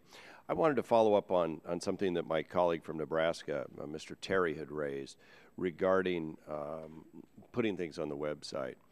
And it's my understanding that, you know, you're an advocate for transparency in the process, as I am, having chaired the transition for the Speaker here in the House, to try and open up our process, make it more transparent to the public, because that's who we both work for at the end of the day. My understanding is that there are situations where groups file suit against your agency, and literally on the same day, there are settlements entered into by your agency with those groups. And I guess what we're trying to get here at is trying to make sure that the public has an awareness of that sort of litigation. And so when it's filed against your agency, are you willing to notice that on your website in a very timely manner? This would be the notice of intent to sue. So you get a notice of intent to sue. Yes, sir. And so when you get those, is there a way you could just put those up on the website so that the American taxpayers would know? Would that be a hardship on the agency? It requires some minimal resources. We're happy to do it. I'm not aware of any settling the same day. We usually, when we receive a lawsuit, we are almost always called by the press, and we simply say that we're reviewing it. So. But when you get the notice of intent to sue. Right. Those are not actual lawsuits. Those are 60-day notices. Can you put those up on your website? I think so, absolutely, sir. I will look into the resources that are required to put that up, but it seems like a fair request. In this great world of our new technologies. And people are interested in that, obviously. My 16-year-old can probably figure out how to do it. Yeah, there you go. And fix the flashing clock on the... Oh, we don't even have VCRs anymore, do we? So I guess that's the part. And then when you are going to enter into a settlement, is there any noticing that can be done for the public to know about that? Because there's this concern that And it can happen on the right, it can happen on the left, that you get a notice, you know, someday after you're gone and somebody else is there. It doesn't seem fair that a group can threaten to sue, notice of intent to sue, and the agency can then sit down and make it almost a friendly lawsuit and reach a settlement, an agreement, and the public really never sees that in a transparent way. I can assure you, sir, EPA does not enter into sweetheart settlements. And so if there is information that we can provide, when we enter into consent decrees, of course, those are subject to public comment before the consent decree is lodged with the court. And if there is an administrative settlement, oftentimes those are discussed but not subject to public comment. But they could be made public. Well, I do not know that, sir, but I do think that the agency needs to preserve its right to discuss, and whether it's industry or an environmental group, we get sued by state and local governments as well. We need to preserve our right to enter into discussions to try to avoid court costs. No. I don't think anybody disagrees with that. It's just when I think the taxpayers feel they may be shut out of any of that. And so you get a notice of intent to sue. They don't know that really happens unless you make it public. Usually the group suing us does, but right, but so they're the you ones and they who know, initiate but it, not necessarily everybody else knows. That's why this thing with modern technology is putting it on the I don't see any concerns with putting notices that we receive up, and I'm happy to look into that. Okay. I return my time. Thank you. At this time, I recognize the gentleman from California, Mr. Waxman, for 5 minutes of questions.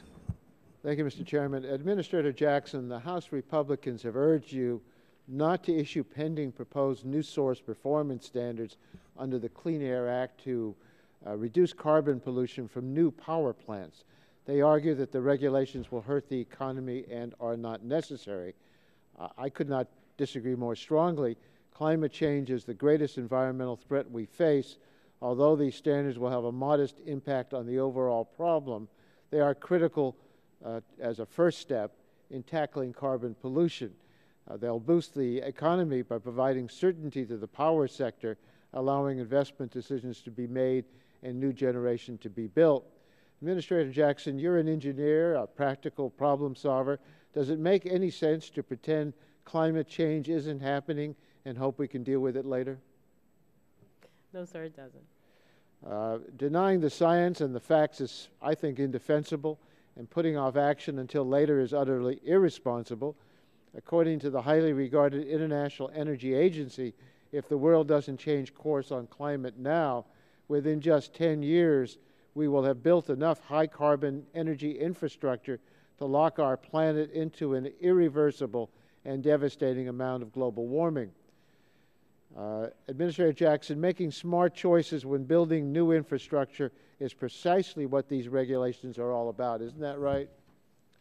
That's right, sir. And giving standards so people have certainty. That's an important part of the regulatory process. These new source performance standards would set limits for carbon pollution that would apply when we invest the billions of dollars in new power plant that will be around for half a century or more. That seems to me common sense. The reality is that the market is already driving these choices. The development of huge low-cost natural gas supplies, plus uncertainty about inevitable future carbon control requirements, is deterring investments in new coal plants without carbon controls. But we're hearing the same old claims that EPA's proposed regulations would drive up energy prices and destroy the U.S. economy. That's what Republicans said in 2010 about the requirements for Clean Air Act new source review permits for carbon pollution.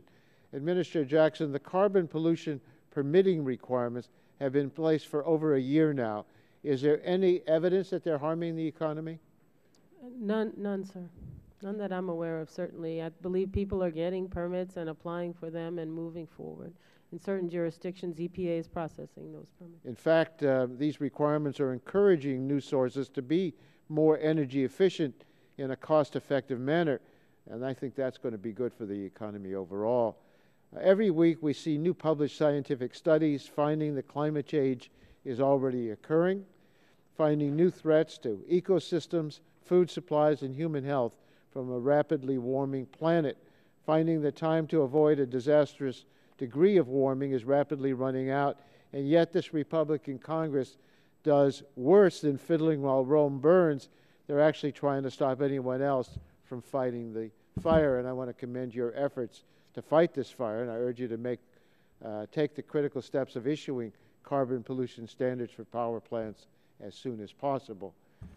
Administrator Jackson, EPA is responsible for protecting our air, our water, our land. In the next fiscal year, the administration is proposing to achieve its mission with a meager 1/4% of the federal budget. This equals 81% of the agency's fiscal year 2010 budget, 56% of the agency's fiscal year 2009 budget. Clearly, the President is proposing a funding level that the agency has to make difficult choices, cut funding for valuable programs, and start funding at priority goals. I'd like to ask you about some of these some of these tough choices. In the 2013 budget, we have significant cuts to the drinking water program. Just yesterday, the American Water Works Association released a new assessment of state of drinking water infrastructure in this country, and they said in this report, our drinking water infrastructure needs a $1 trillion investment over the next 25 years if we're to maintain current levels of water service. The ANWA concludes that, quote, the more we delay, the harder the job will be done. Administrator Jackson, has the agency determined that funding drinking water infrastructure is no longer important? Certainly not, sir. Does EPA still believe that state revolving loan funds are important tools for delivering safe drinking water and protecting public health? Certainly, sir. I have other questions along these lines about Superfund and other radon programs and others. My time is over. I'd like to submit these questions to you in writing and get a response in writing as well. Thank you, sir. Thank you, Mr. Chairman. Thank you. This time, recognize the gentleman from Pennsylvania, Mr. Murphy, for 5 minutes of question. Thank you. Appreciate being here, Administrator Jackson. When you were here last year, and I referenced this earlier, I'd asked for a list of concerns with Pennsylvania's law on oil and gas production. I'm disappointed I haven't heard back, and hope that that's something you can still contact people within your agency to be back in touch with us. But since this time, Pennsylvania has also made some changes to regulations. I'm not sure if you've read Pennsylvania's Act 13. It was just passed into law, so you may not have. But it contains a number of provisions in there, including ways to handle violations. It has a requirement that unconventional well operations must have DEP-approved water management plan for water withdrawals, and a whole host of other regulation changes that Governor Corbett signed into law. Now, I would ask then that, as I don't know if you actually had a chance to read that, I hope so, but what concerns me is I'd still like to hear from you with regard to if anything remains as an issue from Pennsylvania. I won't put you on the spot right now to have memorized that, but if you could get back to me. Would you be able to do that, ma'am? We're happy to. Just keep in mind, sir, we're in the middle of a 2-year study that is specifically to look at the impact of fracking on drinking water. Yes. And so what I've said is anything we learn from that study, the first audience will be the states, because they're really on the front line of trying to protect their people and regulate these industries to keep them safe and responsible. I appreciate that. Well, given that you're still in the middle of a study, a February article this month from the Pittsburgh Post-Gazette, your agency said you began a multimedia investigation of air, water, and hazardous material impacts, which you'd not previously acknowledged. And in late September, when an on-site testing was done, and according to the paper, it said that you're in the quote, initial stage of possible enforcement action or actions. So I'm concerned that a couple of things. So you're in the middle of enforcement actions, but you have not yet completed a study. And I also question, is there a statute that gives the EPA authority to regulate oil and gas production, or is it water and air? I'm confused here. Certain aspects of production are regulated under a number of statutes, whether it's the Clean Air Act, the Clean Water Act, general duty clause under the Clean Air Act. There are spill prevention and containment regulations that are separate. So there are a number of statutes. I cannot comment on the validity of the media. But not specifically to gas production. You're saying it has to do with the water on site or the air on site? That's what you're... It has to do with the environmental impacts of certain operations that might be associated with the drilling. But the actual drilling, and as you know, the actual injection of fracking fluid are generally exempt from many of the major laws. As you go through this, do you have petroleum engineers and working on this study for you in reviewing these things in Pennsylvania? Yes, sir. The study and its scope was peer reviewed. We put together panels. We had public meetings. I'm aware of that. I just wonder if you have on your own employ petroleum engineers who have some expertise in this area. We can certainly get you the list of folks, but the study is being done by our Office of Research and Development. So I believe there are engineers of all types involved in the study. I would appreciate knowing that. As you know, in FY10, Congress directed the EPA to carry out a study on the relationship between hydraulic fracturing and drinking water using a credible approach that relies on the best available science as independent sources. Now, I've been looking at your FY13 budget, and yet you want an additional $14 million to expand the scope of your study to cover potential air ecosystems issues. Now, in this study, you spent $1.9 million in FY10, $2.5 million in FY11, $9.7 million in 2012. For 2013, you want to spend another $14 million. Puts the cost of this whole study at $28.1 million and expand it beyond the original scope. I want to comment here. A recent study at Pavilion, Wyoming linked groundwater contamination to a well site that used hydraulic fracturing. But there's been a number of scientific concerns among them on that. Among them have to do with the pH level of the water involved there. Are you familiar with that question about the pH values in that study? Generally, yes. Okay, all right. There wasn't going to be math today, so don't worry on this. I'm sorry. But I said there's no math questions involved. but one of the issues here has to do, and I would appreciate you getting back to me on this. But I understand that in the case of drilling, there were some test wells drilled. This was not the actual water wells drilled, but they're test wells drilled by EPA. And so it wasn't actually testing the water there. But there was a concern about a high recorded pH level of 11.5 in these monitoring wells. I'm sorry, it's around there. But the soda ash that's used in the drilling, I'm just sending out some confusing information. The soda ash used in the drilling has a very high pH level, that's 11.5. And I wonder also if you can get back to us, if you're not aware today, if even the process of drilling, you're monitoring wells, that chemicals were added in that process which may have influenced that finding. Yes, sir. I'm happy to. Two things. As far as the study, it really isn't an expansion of the congressionally mandated study. We're going to include additional scientific questions working with USGS, with the Department of Energy. That's in response to the President's call that we not shy away from investing in good science. We believe that will make the natural gas industry more robust if we look to answer these questions.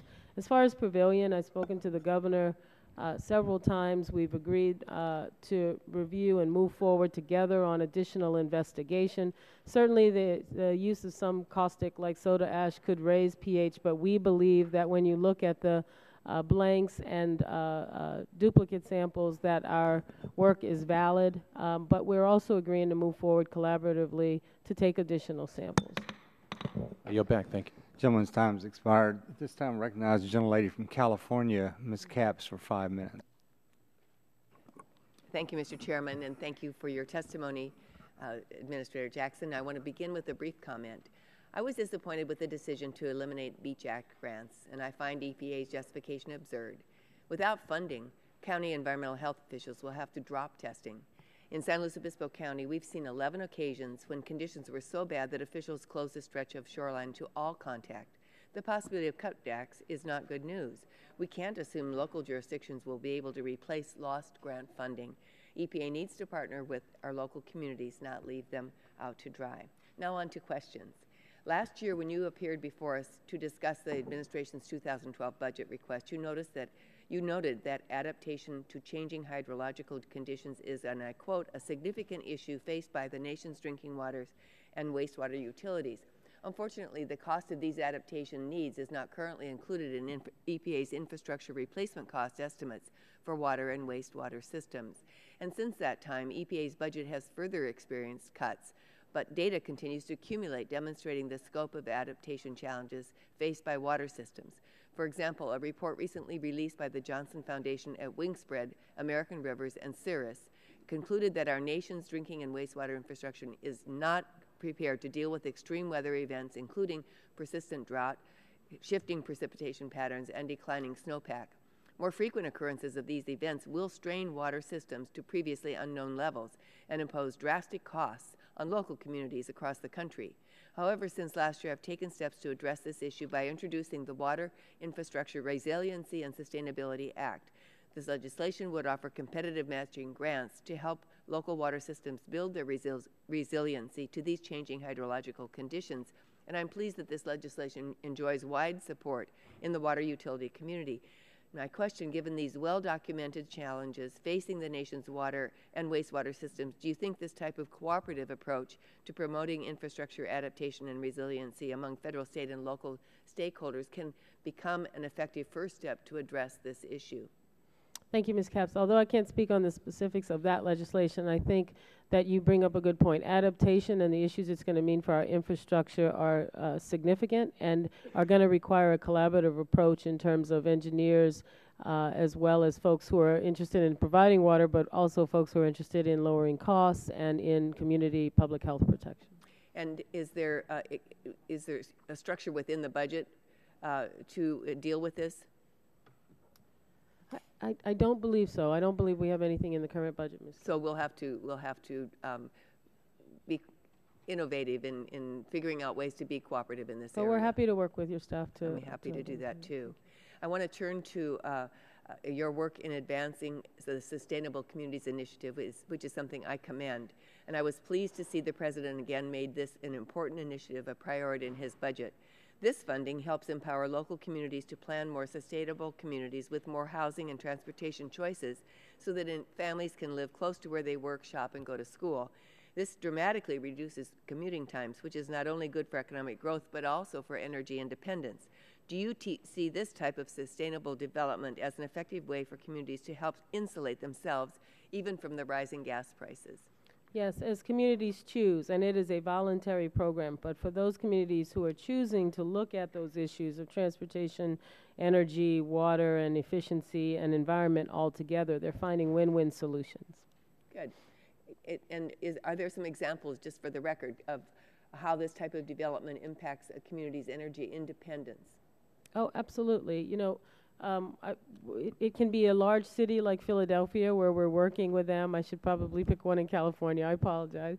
But they're in my mind because of a previous question. Or it can be a smaller community or even a rural community who are looking at issues associated with development or potential new development as their economy improves and making choices about locations, transit, roads, siting that would help them be more sustainable over time by cutting their energy use and their carbon footprint. So as communities are anticipating this kind of planning and development, you offer yourselves as partners available to be on consultation with them as they make these changes? Yes, it's HUD and DOT and EPA and the technical assistance we can provide along with some meager financial assistance. But of course, HUD and DOT in their road planning efforts can be of great assistance and sometimes funding to help these communities maximize increasingly limited dollars. Thank you very much. I look forward to working with you on it. Thank you. And I would like to remind everyone again that we still don't have a clock, but we do have the lights, and just periodically look up there, and if the red light is going, then your time's up. This time I'd like to recognize a gentleman from Texas, Mr. Burgess, for 5 minutes. Thank you, Mr. Chairman, and thank you, Administrator Jackson, for being here again. I've got a number of things I want to get through. If I don't get to them all, I will submit questions for the record. I would appreciate a response. We're still waiting on some responses from your last trip here. But we hear from your agency, from yourself, from Gina McCarthy and your agency, how you care so much about people in this country with asthma. And as an asthmatic, I appreciate that concern. But I got to tell you, I mean, the EPA is the one federal agency that's standing between a lot of asthmatics and an over-the-counter asthma treatment, Primatene Mist, that's been available for forever. I get the fact that the Food and Drug Administration plays a role in the approval of the new HFA propellant and Primatene. I get that. But your agency has the ability to provide a waiver so that the existing stock of CFC containing Primatene Mist could be sold to asthma patients in this country. And it's not a small issue. The prescription HFA containing compound costs about 3 times what the over-the-counter CFC propellant Primatene costs. But the big issue is availability. If you get in trouble in the middle of the night and you don't have a prescription, you've got to go to the emergency room. And that really costs patients. So I'm just asking, will you grant a waiver so that existing stock of Primatene containing CFC can be sold? It's a yes or no question. No, sir, we have not granted the waiver. Will you? Will you grant a waiver so that asthma patients in this country who depend upon this product can at least have the availability of the stuff that's already made? It's in warehouses. If something is going to happen to it at some point, the CFC is not going to stay bottled up forever. Could you not just make that available to patients in this country? Sir, I'm happy to look into it, but I will not answer yes or no. In 2008, the FDA set out a rule letting folks know, including the makers of Primatene Mist, that they needed to phase out of the CFC that is depleting. I got to tell you, I'm so frustrated with the circuitous nature of this. It goes back and forth between your agency and the FDA.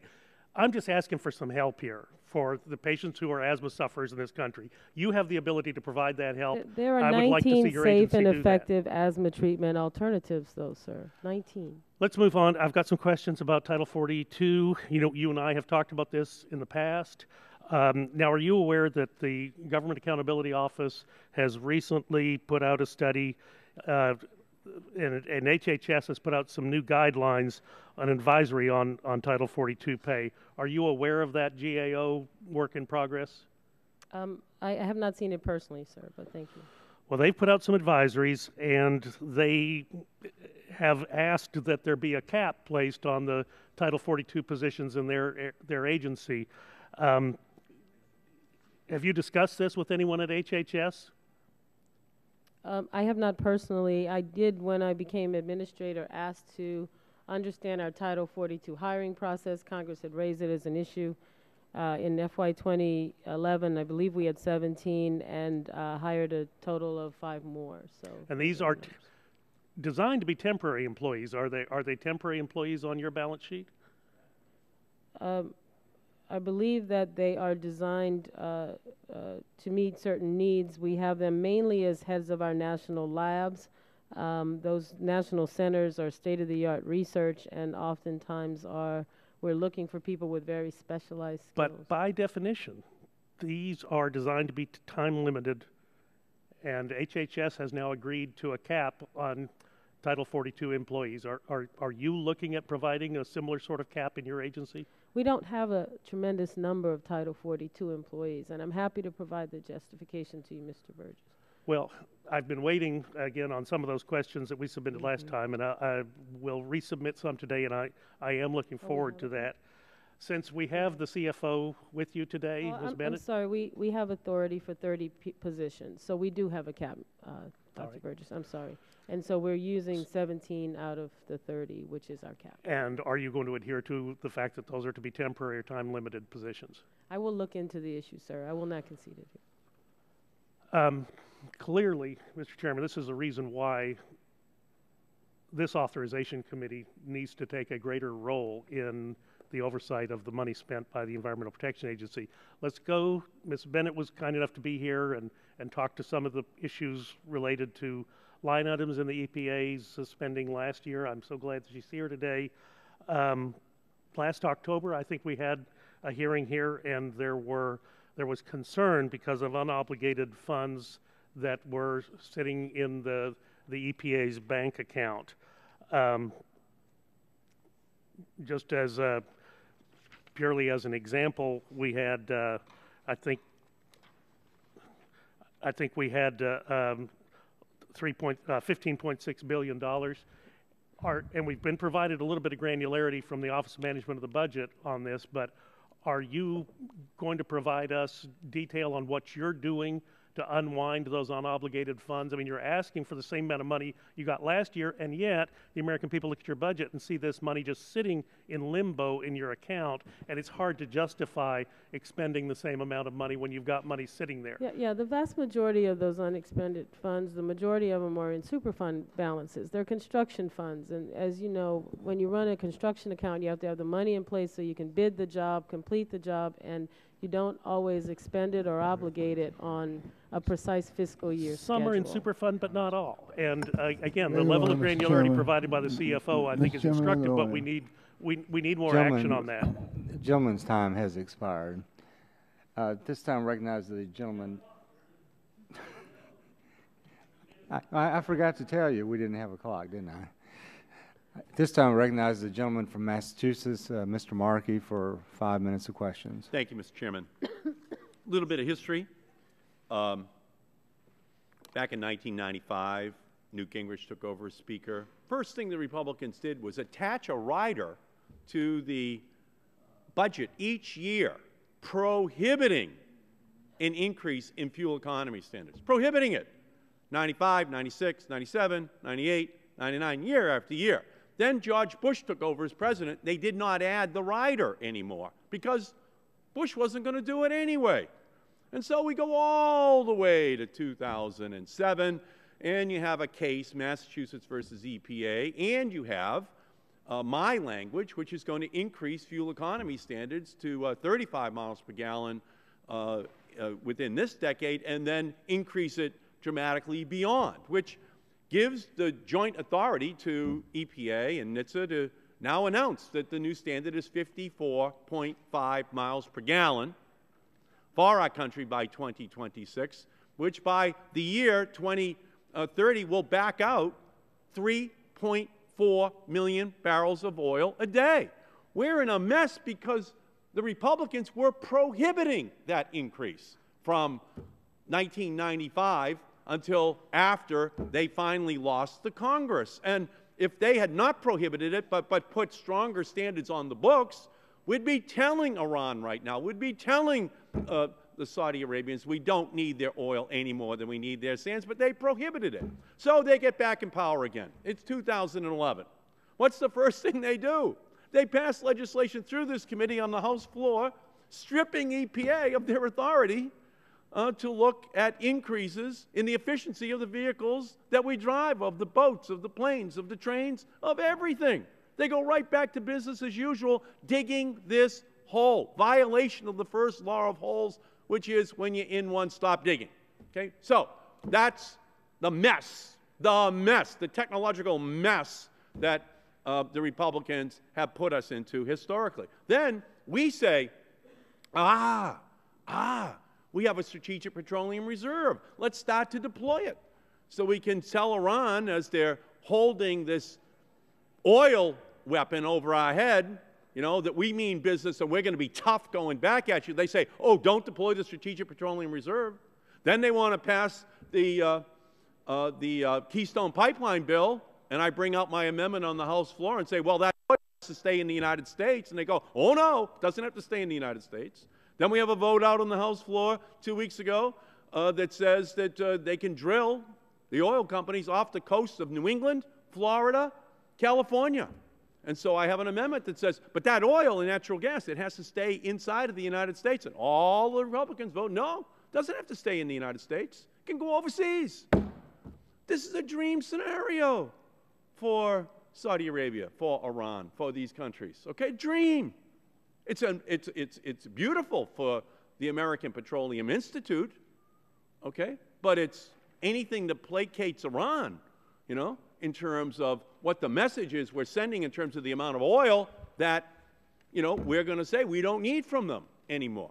So let me ask this of you. What would that mean if there was a repeal, Madam Administrator, of your authority to look at how to increase the efficiency of the vehicles which we drive in the United States? Our estimate of the savings of oil because of the National Clean Cars Program is 12 billion barrels, Mr. Markey. And what would happen? What would happen to what is the total per day? What does that translate into in terms of per day consumption of oil in the United States? Now, I actually don't have that number right in front of me, sir, but we know that one of the reasons that we are at the lowest level of imports in recent history is because of the efficiencies of these automobiles, and the Energy Information Administration assumes that our use of oil will continue. The average consumer today has to spend about 7% of their income on gasoline. Now, if the tough standards stay on the books to increase efficiency, there's a dramatic reduction in the amount of oil that people have to purchase to put into their gasoline tanks over in the years ahead. And that's a big tax break for ordinary consumers if they have to purchase less gasoline at the tank because of the increased efficiency in the vehicles which they drive. What would this do in terms of your ability to be able to protect those consumers from that dramatically higher oil price that they would have to pay? Without a national standard, we would lose the benefits. We assume those to be $1.7 trillion over the life of the program. Okay, so from the perspective of this debate, the Republicans want to keep the oil tax breaks $4 billion a year on the books for oil companies, even though they made $137 billion last year, and you can put an infinity sign next to what the oil companies are going to make this year. But those tax breaks stay on the books. They're advocating an expiration of the tax breaks for wind industry this year, which is going to lead to its collapse. And it's all part of an ongoing profile that basically is a rearview mirror view of how powerful America can be technologically, and telling Saudi Arabia and OPEC we don't need their oil any more than we need. Gentleman's time's expired.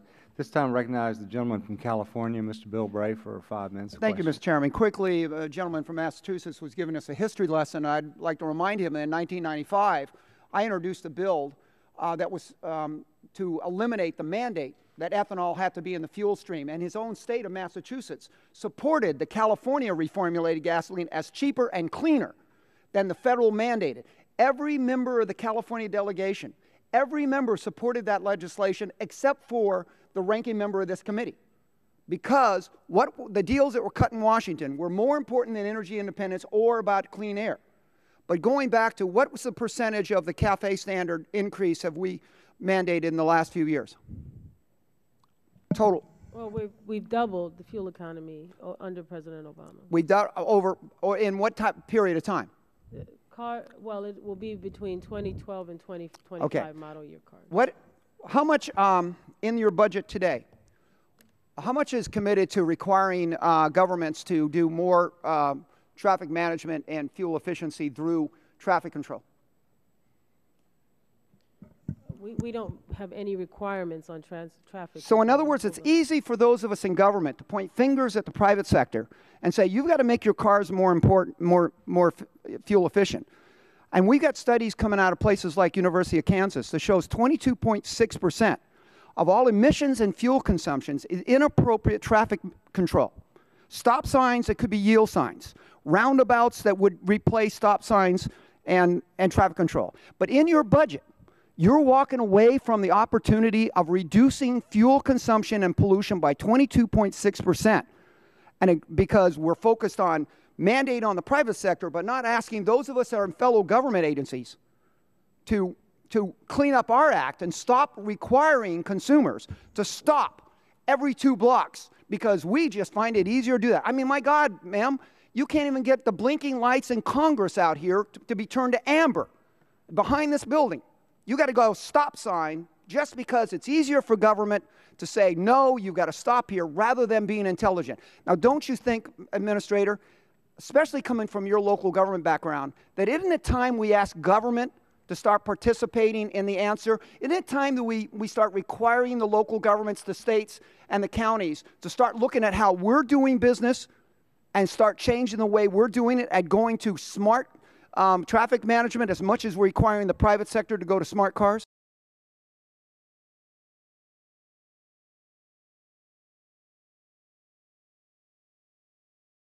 Happening because local governments are looking at their energy impact and using investments like in the Recovery Act to make investments in smart. Ma'am, I'm going to stop you right there. City council member I pointed out, he says there's no financial reason for our city to do that. Give us a financial incentive. Pay us to do this. And all I'm saying is, did we pay the auto industries to go to a more fuel efficient, or did we tell them they've got to reduce their emissions and their fuel consumption?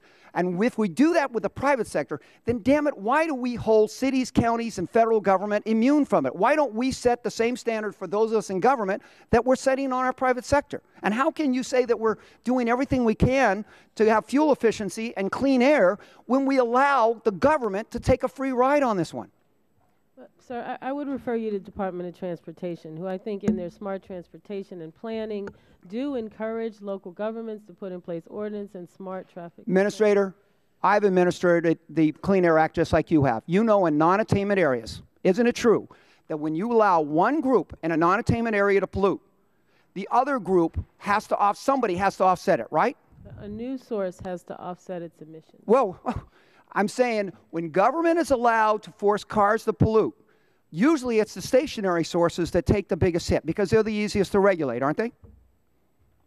No, sir. I think that You trying to tell me that mobile sources are as easy to regulate as stationary sources? Well, we just did. I mean, the National Clean Car Standards are regulation of mobile sources, light-duty vehicles, heavy-duty Ma'am, you were in Connecticut, weren't you? Didn't you do the air strategies for Connecticut? New Jersey, sir. New Jersey, excuse me. All those little states get mixed up for us out in the West. You have a big one, sir, for sure. But I'm sorry. I'll just tell you, I just can't believe anybody that's done air regulation could say that mobile sources are as easy. All I'm saying is we still have a major source of pollution, and it's government. When will we finally, Democrats and Republicans, come together and say we need to lead through example, not point fingers at everybody else? We're talking about spending taxpayers' money, but we're not willing to change regulations that government is operating. Rather than throwing money at the problem, why aren't we getting smarter as government to reduce the emissions and extend the fuel efficiency in our operations? Why can't we do that much? The cities and the counties have too much control? Gentleman's time is Well, they're balancing safety considerations, sir. The traffic signals and stop signs for safety, and they're balancing their need to ensure public safety. Excuse me, I heard that about cars. Excuse me, I heard that about cars for 30 years. The fact that safety meant you have to be fuel inefficient. Let me just say that I'm trying to be fair, Chairman. We don't have a clock. I've let some people on your side go a minute and a half over. Some people on this side have gone a minute or so over.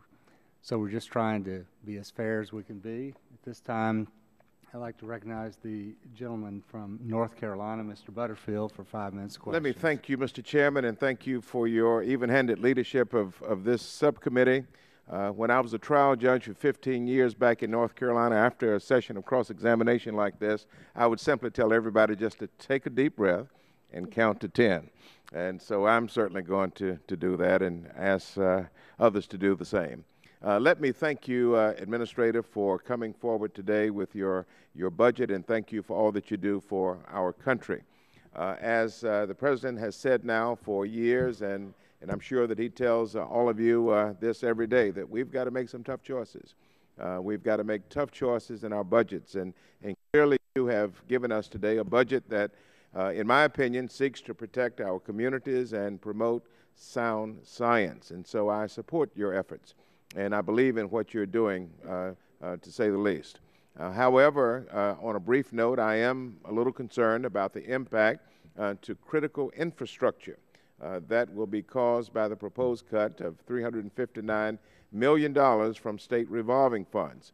The Drinking Water State Revolving Fund, and Mr. Waxman spoke to that earlier, has provided states with the authority to give extra assistance in the form of extended loan terms and lower interest rates or principal forgiveness to disadvantaged communities. And I live in a disadvantaged community, and you know that very well. Because of that, the SRF has been an essential source of financing for small and disadvantaged community water systems that are unable to finance infrastructure projects at market rates. But until the passage of the Recovery Act, states had complete discretion to decide whether to exercise their authority and provide disadvantaged communities with such assistance. 14 states had decided not to provide the assistance. An additional 6 states reserved less than 4% of their funds over the life of the program for these disadvantaged communities. Recovery Act funding of the SRF made a significant difference for millions of Americans, and you know that record very well. In fact, according to EPA, Recovery Act funds provided through the Drinking Water SRF brought 693 drinking water systems, serving over 48 million Americans, back into compliance with the Safe Drinking Water Act standards.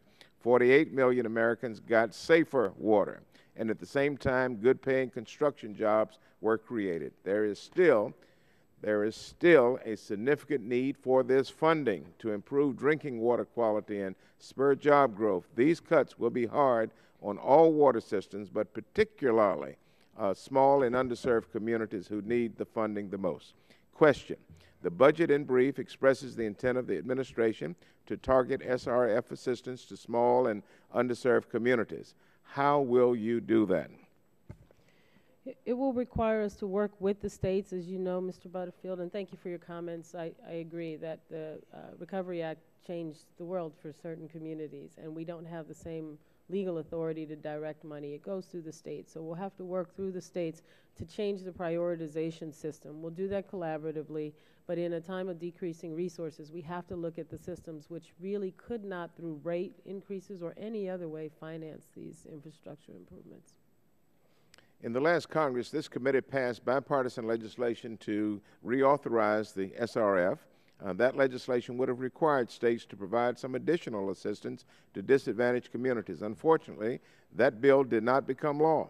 States once again have discretion to choose not to provide special assistance to small and rural systems, and cuts in SRF funding may discourage states from providing that assistance because returns on loans made by state funds will become more important. Second question: do you foresee these cuts to the SRF having an impact on the amount of assistance states make available to small and underserved communities? It likely will, sir. In all honesty, they are revolving funds, so the amount that a state has available in any given year depends on what loans are repaid, so from, how much of the principal they're getting back. But less money, we believe, will potentially impact their ability to make these loans and or grants. All right, Mr. Chairman, I see the amber light on. I suppose that means we're winding down, so I'm going to yield back the remainder of my time. Thank you, Mr. Butterfield. Yes. This time I recognize the gentleman from Ohio, Mr. Latta, for 5 minutes of questions. Well, thank you, Mr. Chairman and Administrator. Thanks for being with us today. If I could talk about ozone for a little bit here. In your fiscal year 2013 budget, and when you're looking down the road, do you intend to propose revisions to the National Ambient Air Quality Standard for ozone? And if not in 2013, what's the EPA's current schedule? The current schedule, sir, is to make a proposal in calendar year 2013. It will probably be towards the end of the calendar year. So I believe that's fiscal year 2014. Okay, let me ask this then. Does the EPA expect to propose a rule that was similar to the rule that was withdrawn last year? Oh, I can't speak to what we'll do in the end of 2013. We're waiting on the science. As you know, we have to wait for a scientific review. Well, because it's very, very important because, with the rule that was proposed last year and that was withdrawn, the estimated costs out there were between $19 to $90 billion annually. And in a state like Ohio, we would have had a great number of our counties go into non-compliance. So when you're considering these standards, it's very, very important to people like me, who represent 55,000 manufacturing jobs, which is the largest in the state, and just by coincidence, the largest number of manufacturing jobs on this committee, that, we have to have some kind of an idea what that sticker price is going to be out there, especially because when I'm home, one of the things I hear from my constituents is what's happening here, especially with the EPA, is the #1 driver of the cost for them back home. So, but you have no idea where you're going to be going with that at this time? Well, yeah, I can't speak to it. I can say that it's proposed. We take public comment on it, so there'll be ample opportunity for folks to see it, comment, and offer okay, let me just switch gears a little bit then. Looking at your budget, and it says here that you plan on spending about another $830 million more in enforcing environmental laws. It raises a couple of questions. One is, where does the money go that the EPA collects and fines? Fine money goes into the Treasury, sir. Goes right back to the Treasury. Okay. Okay. Let me go back to where Dr. Burgess was, if I could, going back into the question about the reuse of deobligated funds. And I assume that as you're here today, that it's really for our benefit, your benefit, that there's total transparency in the budget planning, and that we need to have for the EPA in your plans and in your spending.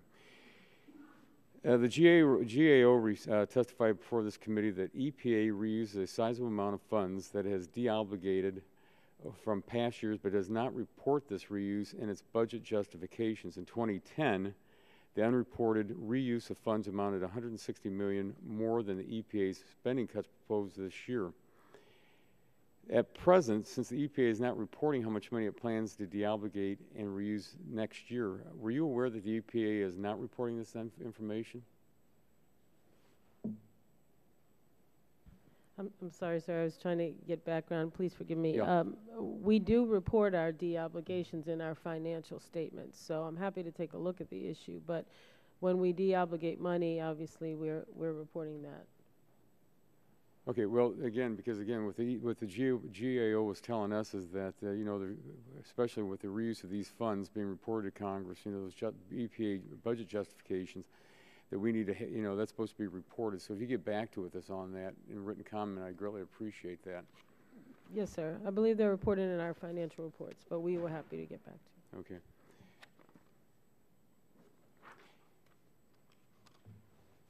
You know, and again, when we're talking about the switching gears real quick here, because I see the clock's on. I'm trying to be cognizant and helpful to the chairman.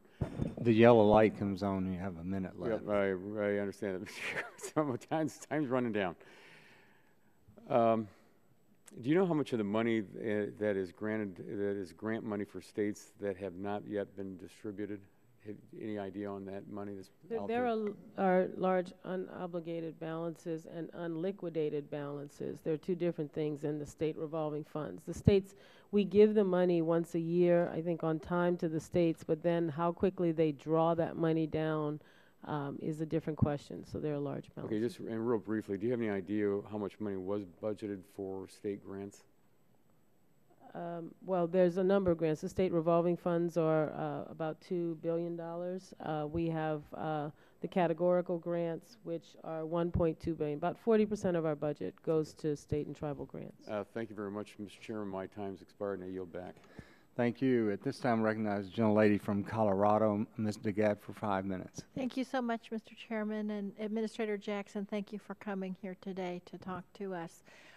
As you know, and there's been little discussion about this, we've had great advances in horizontal drilling and hydraulic fracturing over the last few years, which have enabled us to have oil and gas production in many, many new areas of the United States.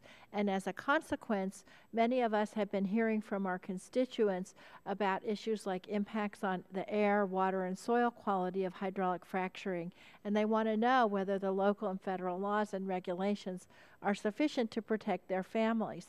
And so I want to focus my questioning on the funds proposed in the EPA's fiscal year 2013 budget for understanding and minimizing potential environmental, health, and safety impacts of this really promising shale gas development.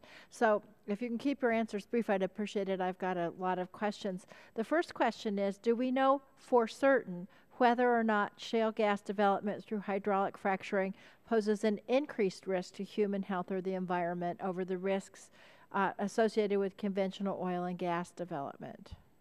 Not for certain. That's why we're doing the studies. Thank you. Is it known for certain whether or not shale gas development through hydraulic fracturing poses no risk to the environment or health? No, the same answer. No, that's why we're studying it. And so what you're doing, you referred to the study, an objective science-based understanding of the potential risks is really going to be the first step for Congress to figure out how we can develop unconventional shale gas resources. So last year, as you know, Congressman Henchy and I requested the EPA to do a study to determine the potential impacts of hydraulic fracturing on drinking water. Now, due to the extent and complexity of these studies, the EPA established quality assurance plans to ensure the validity of the data. Is that correct? That's correct. And the study is currently underway, as I understand, with a report on preliminary findings due at the end of this year and another one due in 2014. Is that correct? Correct. Now, under your new budget request, the current study will be expanded to address the broader environmental impact of hydraulic fracturing, including ecological impacts as well as ways to minimize any negative impacts, not just the chemical composition of the fracking fluid. Is that right? That's right. They may be separate studies, but there will be additional studies. And you think that you need to do that as an agency to get an understanding as to the environmental impacts of hydraulic Air quality, fracturing. water quality, ecosystem impacts are of concern. Okay. And now, can you comment briefly on the scientific review process for the extended effort that you're talking about, Administrator Jackson? Well, obviously, we'd be scoping it, and it's all contingent on getting the money in the budget. But we'd work with the USGS. We'd work with the Department of Energy to scope studies that are not redundant. They'll do some as well. And we would look for the same level of rigor as what we're looking for in the studies we're doing. Thank you. Now, Mr. Murphy asked you about the cost of the study, and I want to give some clarification to those numbers. The EPA budget requests a total of $14 million dedicated to studying shale gas development through hydraulic fracturing. Is that correct? That's correct. Now, of that, $6 million is dedicated to completing the reports promised for 2012 and 2014. Is that correct? I believe that's correct as well. And then the $8 million increase will go towards what you just described, better understanding the ecological effects of wastewater discharge and the potential impacts on air quality resulting from hydraulic fracturing. Is that correct? That's correct. So I want to point out the total funding of $14 million for the hydraulic fracturing studies comprises 0.169% of EPA's fiscal year 2013 budget. The $14 million is EPA's contribution to a coordinated $45 million effort between the EPA, the Department of Energy, and the U.S. Geological Service. Is that correct? That's correct. Now, can you explain the benefits of coordinating the effort between the USGS and the DOE?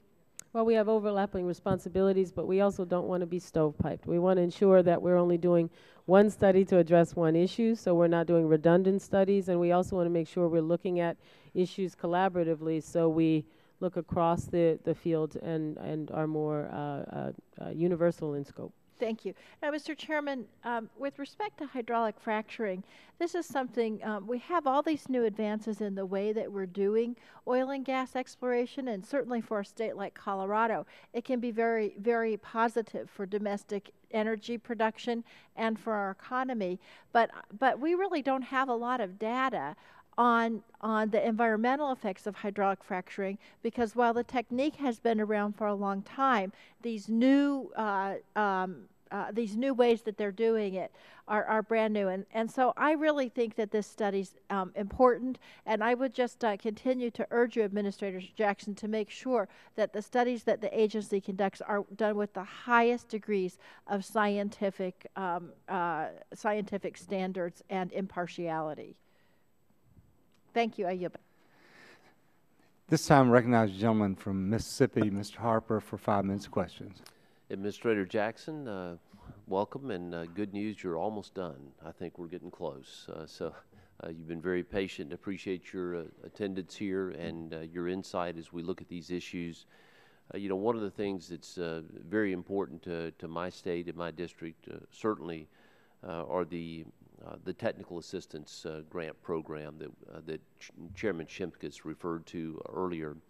I had filed a bill on that. Some of this language that's in there is of great importance to our state as we look at that, how it affects small communities. And what all I want to do is make sure, I think just follow up on what he said, which was to make sure that the criteria that is set forth by the EPA actually tracks that appropriations language, and we're actually covering all those bases. So if your agreement, as I understood it, would be to work with him, check with him on those issues to be sure. This is on the rural water assistance, yes. right, sir? Yes. Yes. And we just want to make sure we take a double check at that criteria to make sure we're in compliance with that language. Yes, sir. Looking at this, and I believe this is a budget hearing. I know we've talked about many other things and things that are here, and glad to have you here too, Ms. Bennett, as we look at these figures. These are difficult times, as you know.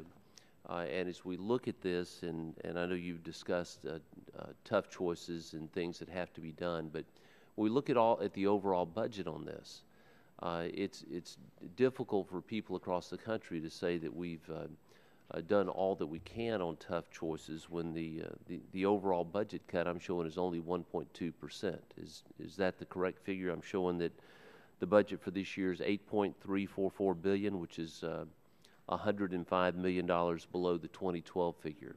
And I want to make sure I'm using the correct figures. Is that right? Yes, sir, but I'd be remiss if I didn't, we took a 13% cut in 2011, 2.6 in 2012, so now this is the 1.8. You're correct. 1.2 is what I'm sorry, showing. 1.2. 1.2. Have we had, I know we have approximately 17,000 employees.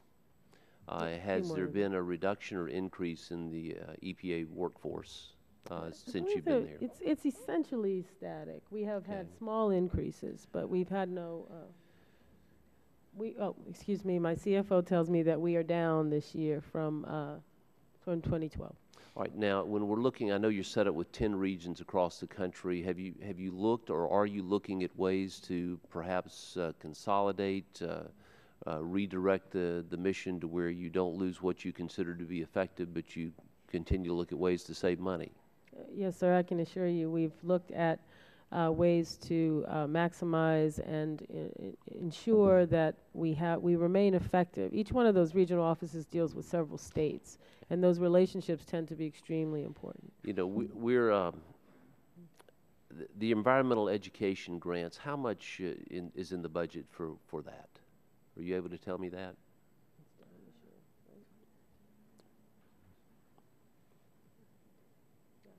So in the President's 2013 proposal, we've actually proposed to, I think, zero out environmental education grant funding. I can grab you the number for the current but year. you expect in this it's zeroed out, okay. Yeah, but because many of the programs do education as a component of what they're doing already, and so those grants we are not proposing to fund this year. It's unfortunate sometimes when we come in here and when there's a discussion on issues, it seems to be that particularly from some of my friends across the aisle that they want to in effect trash the other party, trash the Republicans. I think it's pretty clear that everybody in this room, Republicans and Democrats, all believe in taking care of the environment, and we all want clean air and clean water. You would agree with that, wouldn't you? I believe that the American people generally do. I think that I have gone on record as saying that the voting record of this House has been several votes led by the party that's in the majority right now against and to turn back environmental statutes. And of course, you believe that that's turning back some of the things that you believe in, but are you looking at what the cost is? I know you've received many letters from many business groups, too, that believe that we've gone, that we are actually hurting the economy in the process. Sir, when we do our regulatory work, we are careful to do analysis of costs, analysis of benefits, analysis of jobs we've added in several cases to try to be sensitive to people's concerns about our rules. But we also get as many letters from citizens who want to ensure that EPA is doing its job to keep the air clean. Last quick question, yes or no. Do you believe that the Keystone XL pipeline should be approved? Oh, sir, that's not my jurisdiction. I don't have any personal belief one way or the other. That's a good non-answer. Thank you. Gentleman's time has expired. This time recognize the gentleman from Washington State, Mr. Inslee, for 5 minutes. Thank you, Madam Administrator. I wanted to first thank you for your work. I have a new granddaughter, 3-week-old granddaughter Zoe Ann Inslee, and I don't think there's anybody in this town doing more to make sure that she has clean air to breathe and clean water to drink and swim in. I just want to thank you for your work. And I want to ask you a question about the RFS 2 proposal in relationship to trying to get cellulosic biofuels into the market. I know this is something you've been wrestling with, and I just wonder if you have any thoughts about how we could help the industry expedite the entry of those products into the market, either by rulemaking or otherwise. Do you have any thoughts about that?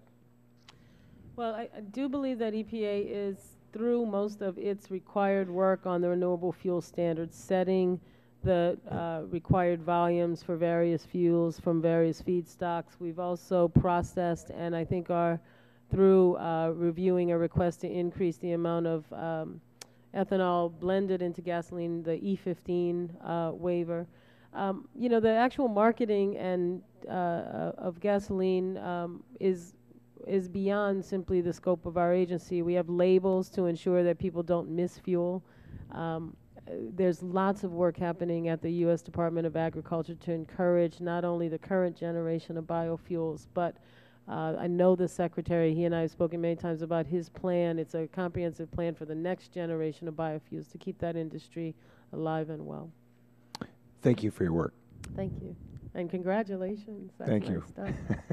This time I'd like to recognize the gentleman from West Virginia, Mr. McKinley, for 5 minutes of questions. Thank you, Mr. Chair. And Administrator, thank you very much. I'm sure this has been grueling to go through 3 hours of this. First question I have, if I could maybe get through a couple quick questions with yes or no's to the extent that we can, was have you ruled out regulating coal ash as a hazardous substance under subtitle C of RCRA? We have not made a final rule, so that would have to be a no. Thank you. The second, with this a notice of intent from Headwaters Resources in filing an action against, and I guess some environmental groups are also doing the reverse. They're also taking an action against the EPA on some of the hazardous waste, perhaps. Can you give us, for the record, a commitment that you'll take this into consideration when, if you were to settle, that you will consider the fact that Headwaters has also put in a concern and that they'll be included in the settlement? I'm not familiar with the letter, but this is Okay, on coal ash, it was filed sir? in your office on, it was addressed to you on February the 9th. Okay. And it was their notice that they want equal protection under this. So are you saying you will? In our regulatory actions, in our rulemaking, we will look at all information presented to us. I think public comment period is closed. We now have a notice of data availability out. And Okay. I am aware that environmental groups are suing to try to get us to The third these question rules. is the EPA is apparently in a funding with Vanderbilt University and perhaps others this new LEAF environmental assessment framework program that they're doing down there. I can't find the amount in there that what we're doing. It's from what I understand, that may be an alternative to the T-clips. So if you're looking at that, I'd like to understand how much money you're putting into that. We will get that for you, Okay. sir. I don't have it. And then the last and more importantly has been a question, I don't know whether you're familiar with this report that was presented, indoor air quality, indoor air pollution in California in 2005. Very authoritative document in which it points out much of the problems that we're dealing with air quality is indoors, since we're spending approximately 90% of our time indoors. So when all the folks are talking about asthma attacks, premature deaths, heart attacks, whatever, I think very well could be traced back to their conditions inside, since they're spending 90% of their time indoors. But I don't see anything, I can't find in your budget a priority for where the EPA could be stepping up and really dealing with children. Again, in schools with 56 million children are in classrooms every day, and I don't see a prioritization in your budget for what you're spending in education and mitigation and labeling and things for products and others, so you can help. If California is right, they're saying in their own report it's costing the state of California $45 billion a year. Now, I don't know how the folks on the other side of the aisle keep arguing about all these. I don't know how they can differentiate between this getting sick from indoors versus outdoors.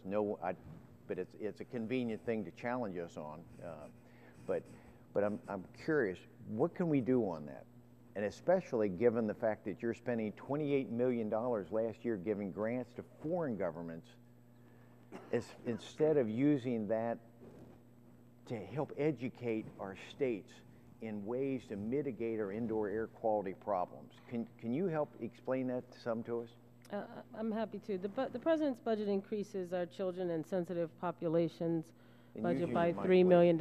It is not true that we gave $28 million to foreign governments in grants last year, and we have a program that works with school districts, many of them underfunded, to try to help them address issues of public health for children. Many of them are not mandatory, so these are voluntary programs. Education is important, as well as things like siting guidelines. We were asked to put forth school siting guidelines and other technical assistance to help for things from radon to asbestos. So that's in addition to partnering with states who are often working as well. And I just have to remind us all that, yes, indoor air quality is very important, but outdoor air quality impacts indoor air quality quite significantly as well.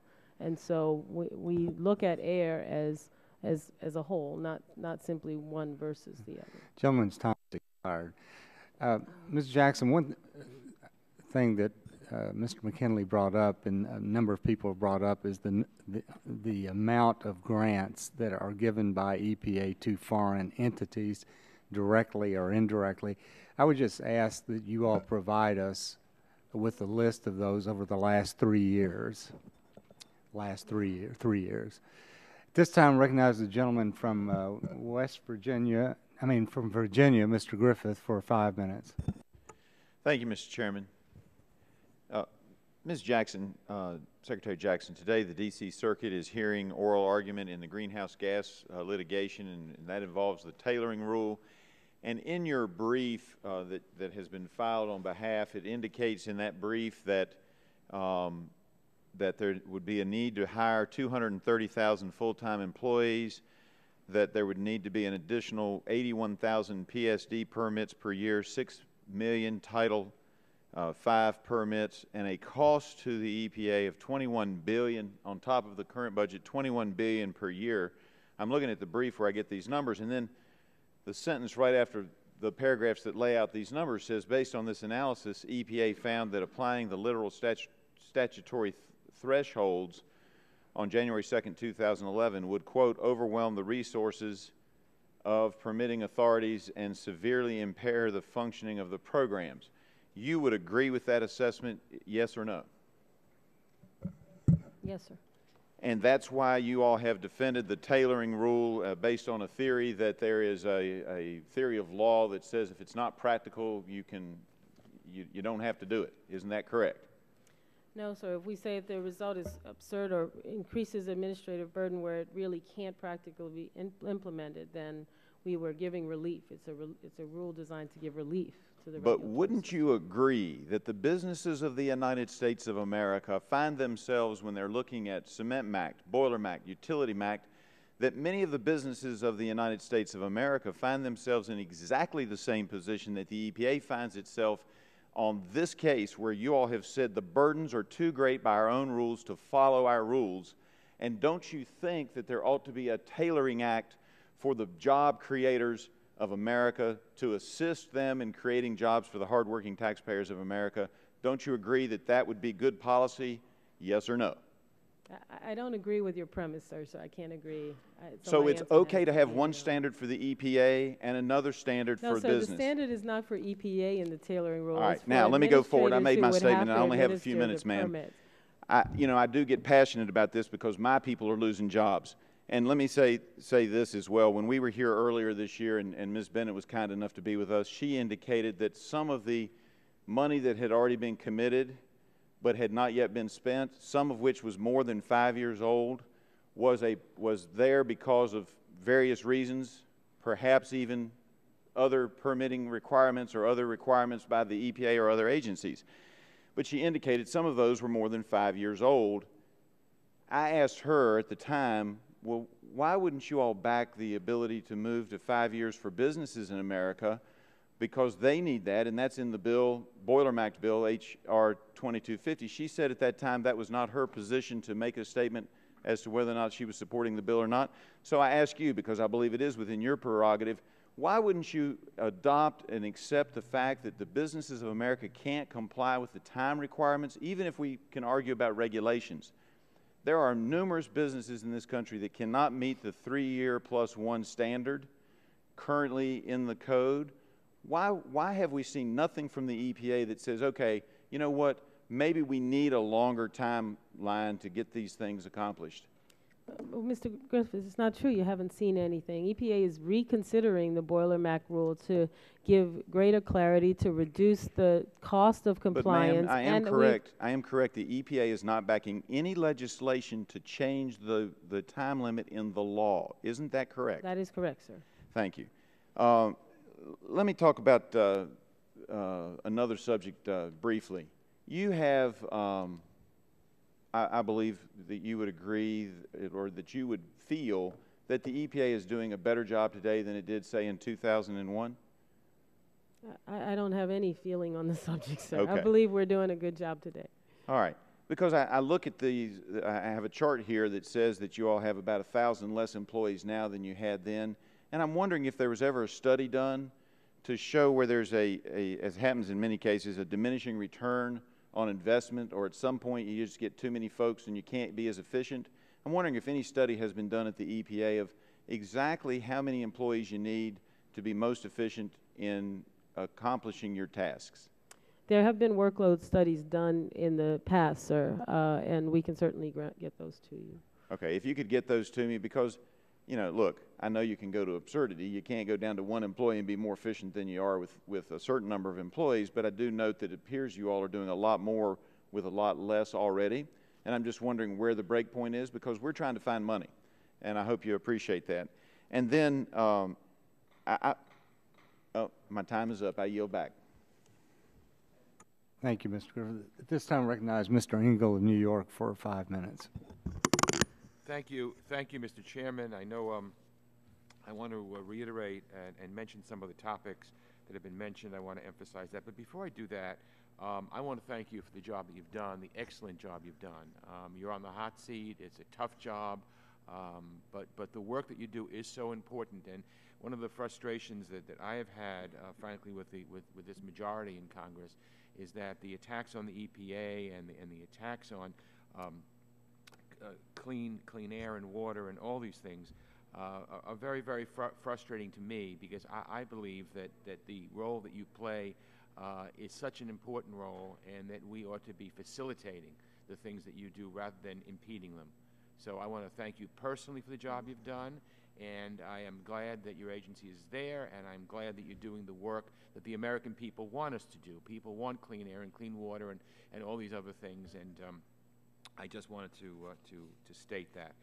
I wanted to add my voice to Ms. Castor, who spoke about the reduction in the 2013 budget of $359 million for the Clean Water and Drinking Water State Revolving Funds. I hope there might be a way to try to restore some of that money, because my state of New York has received many millions of dollars to protect our watersheds and make upgrades and repairs to our sewer systems, and EPA's most recent drinking water infrastructure needs survey indicates that New York will require $29.7 billion over 20 years to ensure continued delivery of safe public drinking water. So I want to emphasize that, and I hope you can find some way to restore those cuts. Okay, I want to talk about fracking, because that is something in my state that is a hot topic. We have many people who are fearful of fracking. Obviously, we don't want it to contaminate the drinking water or have fracking by the watersheds, and that is a concern that I have. On the other hand, it has the potential to create many jobs in western New York, as it has been doing in Pennsylvania. And I know that you had, I know Mr. Gett and Mr. Green had spoken with you about it with the study. I think the study is a good idea. I think that we have to know what we're dealing with. I think it's important to wean ourselves off of Middle Eastern oil and Venezuelan oil, quite frankly, with countries that don't wish us well. But I do think that the fracking is something that many people remain fearful of, and we need to look at. So I wish you well in your study, and I hope we can have the results of that soon. Finally, I want to mention a topic that hasn't been mentioned, and that is PCBs in schools. Last February, New York City embarked on a 10-year, $700 million plan to replace all the old light ballasts in all New York City schools over the next decade.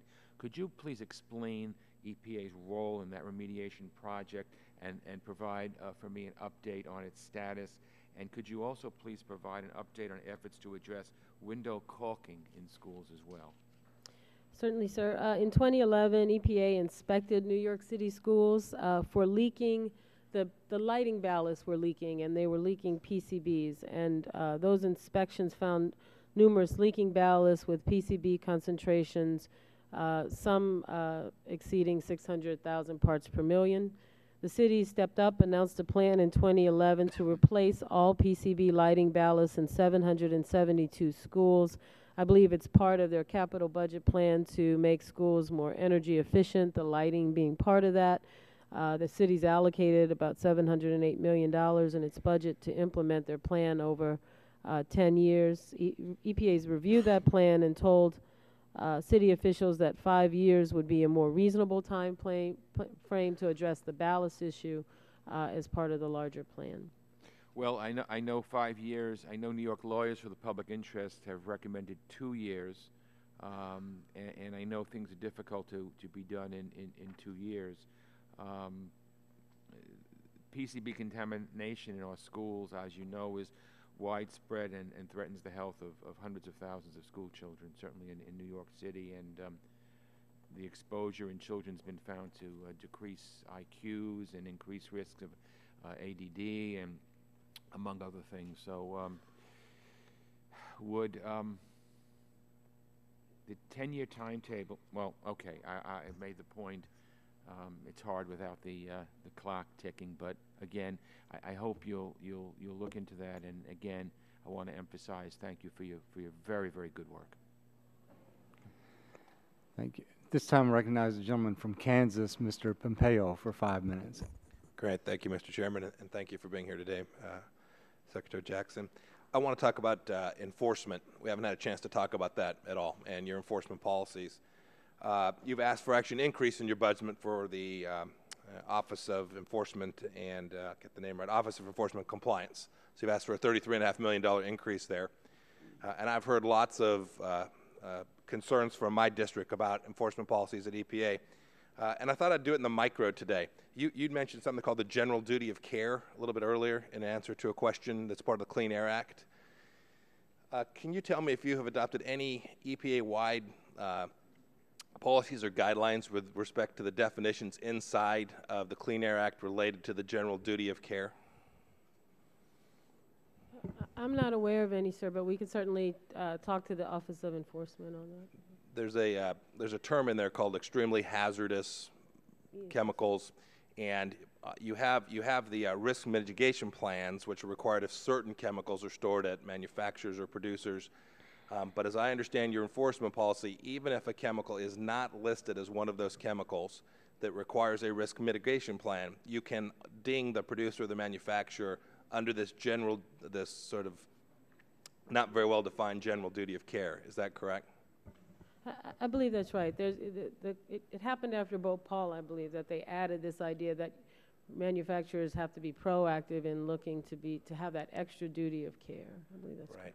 So this is a place I'd love to work with you all. I'd really, and this is Congress's fault. They gave you these really undefined terms and very general authorities and said, hey, you need to put some definition to it. You've chosen not to do that by regulation or by policy memorandum, so you've left this wide open. And now, whether it's acetone or whatever it may be, producers and warehousemen have no idea which chemicals you may come after them for under this general duty of care standard. I'd love to work with you to develop cleaner standards. Frankly, I'd rather get rid of Section 112R. I think you've got plenty of authority under the RMP program to decide which chemicals are truly dangerous. Why don't we have our folks talk about that? If there's specific issues or in general, I'm happy to have our folks. I'd be happy to do that.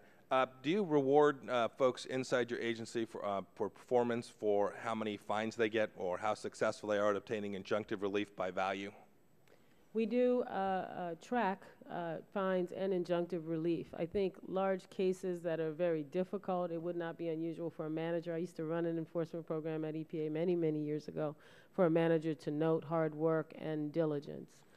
But not specifically. You're not tied to how much money you bring into the Treasury or how many actions you take. And all that money does go to the Treasury. It doesn't. The employees don't get it as an incentive compensation. You don't get it because you've done a good job. No. EPA doesn't get it as part of their budget. It just goes back to general revenues for the Treasury. Is that Penalty correct? money and fine money goes back to the Treasury. The exception is the Oil Pollution Act. There's been lots of discussion about that. Great. I appreciate that. I will tell you that in Region 7, at the end of 2010, there was a press release issued that sounded like, and I'll read it to you. This was from Region 7 on December 6, 2010, and it says, environmental compliance and enforcement activities conducted by Region 7 during FY 2010 sets a new record, securing more than $3 billion in investments in pollution control and cleanup as a result of legal action taken against polluters. It then brags that it collected fully 31% of EPA's fines all across the country. Two thoughts. One, is that the kind of press release you think is appropriate, sort of bragging about how much money you've taken out of the United States economy? Or second, 31% from a single region, Region 7, do you think that suggests there's differential enforcement, or do you think the regions are just that different? No, enforcement fines are oftentimes somewhat serendipitous. They depend on one large case in one region could make all the difference. If there's a fine, for example, with respect to the BP incident, that could make one region's fines look huge. In terms of bragging on investment in cleanup and investments in, those are generally injunctive relief, where we require a company not as much to pay the fine, but to do the work to come into compliance. And we think it's important that the American people know that there's an environmental cop on the beat. It deters people from violating, and that's an important part of an enforcement program. Fair enough. I would suggest that when the agency uses the term polluters, I'd guess that some of those were by agreement. Some of that injunctive limit was probably with agreement with the particular business or individual. Is that probably right? Yeah, but that agreement came as a result of an enforcement. Right, and they probably in their agreement said this agreement doesn't indicate any wrongdoing. It simply says we're willing to cooperate with the EPA, and yet you use the term polluters, which is, I will tell you, in Kansas, we view that as a negative term. We think of polluters as being folks that we don't think very highly of, and yet your agency uses that kind of term in a press release for their neutral enforcement powers. And I would just suggest you ought to talk to folks about not using language like that. Thank you. Thank you. This time, I recognize the gentleman from Louisiana, Mr. Cassidy, for 5 minutes. Hey, Ms. Jackson. How are you, sir? You're always well-prepared and unflappable. So even though we often disagree, let me just compliment you on just how your kind of whole presence is. So I'm worried about the other shoe that's about to drop. There is no other shoe. It is truly a compliment. Thank you, sir. The CARE grants, I don't understand these well, but I am told that CARE grants which go to community organizations, the science that they generate, or at least the press releases they generate, is not peer-reviewed science. The state's DEQ does not look at it. You do not look at it. But I can tell you they get headlines. And sometimes in our kind of media-driven society, that headline has an impact. So one, is that true, that when these community groups get grants from EPA, there's nobody at EPA responsible for vetting the validity of their claims? First, is that true? Well, we certainly don't vet their press releases. We ask them to use sound science, and we expect and hope they will. But because they're community groups, we don't hold them quite to the same standards we might a governmental entity, or I hope ourselves. No, I will tell you, now that's a fair statement, but on the other hand, does anybody look at the responsibility of these community groups in general? Are they periodically audited to make sure that the science that they're putting out or the claims they're making are actually justifiable, or are they hyperbole? I believe, sir, they're more audited to look at their fiscal responsibilities and taking federal That's a fair money. statement, and I can believe that. On the other hand, I will tell you that when people put things out in the press, if it is read, people believe it sometimes, even if there's no validity. Let me just suggest that if we're going to hold you or a state DEQ or an industry group responsible for the validity of their science, these groups should be as well. I mean, they're certainly influencing the debate as much as a major employer would who happens to have an emissions issue. Would you agree with that? Or I think it's fair that if there are claims being made that someone could ask EPA whether or not we agree with that data. So in general, I see your point, sir. Okay, thank you. Secondly, the President in the State of the Union speech spoke of natural gas being used as a transportation fuel and of his hope to encourage such. I'm not aware of any initiative, though, that he has so proposed, certainly nothing legislatively. Do you know of of such an initiative? I don't believe there's a legislative initiative right now. And is there an administrative initiative? I seem to recall that he talked about a corridor in California that could be made to be natural gas friendly, and I thought that was voluntary with the state of California, but I can check on that. Now, one thing that has been proposed as a use of natural gas is to create methanol from it to use it as a fuel additive. And so I really kind of pursued this because it seemed like it would be a wonderful way to come up with a low-cost, way to supplement oil and gas, particularly with the ratio of cost of natural gas to oil. And I went so far as to meet with people from industry, fairly high in research units at industry. They told me it would take 15 years conservatively for something such as methanol to be thoroughly vetted through EPA's regulations as to being safe for use. And it's not methanol per se, but rather it was the agents to make it miscible within gasoline. Now, that said, and this is someone who's been currently working on ethanol, and so he kind of knows of that which he speaks, because this is the process they're going through with ethanol. If we're trying to use our natural gas as another way of transportation fuel, is there any way we can make that that is so daunting as to mean it's never going to happen? Sure. It would be off-putting. Happy to meet with or have my experts, you don't want them to meet with me, but my experts in the fuels group talk to them about methanol in particular. And of course, natural gas in and of itself, without a transformation, is, I believe, what the President was more directly addressing in terms of a potential transportation. Well, but he's done, no offense, I'm not being derogatory, he's just done no initiative on it. So it sounds really great, and I actually think it's great, it's just nothing's happening. Now, the methanol could be a fuel additive much as ethanol is, but again, I'm told that the regulatory process is just, again, so long as to mean it will never happen, which is a potential denied, if you will. Well, I think it's worth having a discussion with those who are interested in pursuing methanol. You've been very responsive to me in the past on a certain issue. If you don't mind, I would like to meet with them, just so, frankly, my industry groups are afraid of you. Are afraid of me? Then it doesn't well, afraid of your agency. They're afraid they're going to be penalized by regulation if they somewhere will go back. We're tight on time. I will yield back, and I again say you're unflappable and well prepared. I thank you. We do have one vote on the floor, but 400 people still have not voted. So, Mr. Scalise, I'm recognizing you for 5 minutes. Thank you, Mr. Chairman, and I want to thank the administrator for coming, and want to specifically thank Administrator Jackson for your support of our efforts to restore the Gulf of Mexico as it relates to dedicating the BP fines to the Gulf Coast states. As you know, we passed a portion of the Restore Act here out of the House just a few days ago, and we're working with our Senate counterparts to try to get the entire piece of legislation, the Restore Act, by truly bipartisan legislation, through the entire process. I don't know if you want to make any comments on the Restore Act, but I want to thank you for your efforts there. I'll simply say it's extremely important that those resources return to the Gulf of Mexico, so thank you for your leadership. Thank you. I want to talk about your budget. I know there's been some talk about what the President's proposal is and whether it's a reduction from current level. I wanted to compare, if you look at what we were given, the view over the 4-year period since you had come in. Of course, there was a big spike through the stimulus bill in fiscal year 2010, which would be represent about a 35% increase in your budget, and then it's tailored down a little over the years. But even with the President's budget request, it still would represent about a 9% increase from when you took office. I don't know if you want to make sure that these numbers are the same that you're using, because under these numbers that I'm looking at, you started off with about a $7.6 billion budget. You go to an $8.3 billion budget, which represents still a $700 million increase over that 4-year period. Just wanted to point that out, make sure that was an accurate number. Just two things, or maybe three. We continually increase the amount of money that's going to states and tribes, even in a budget that's down 1.2%.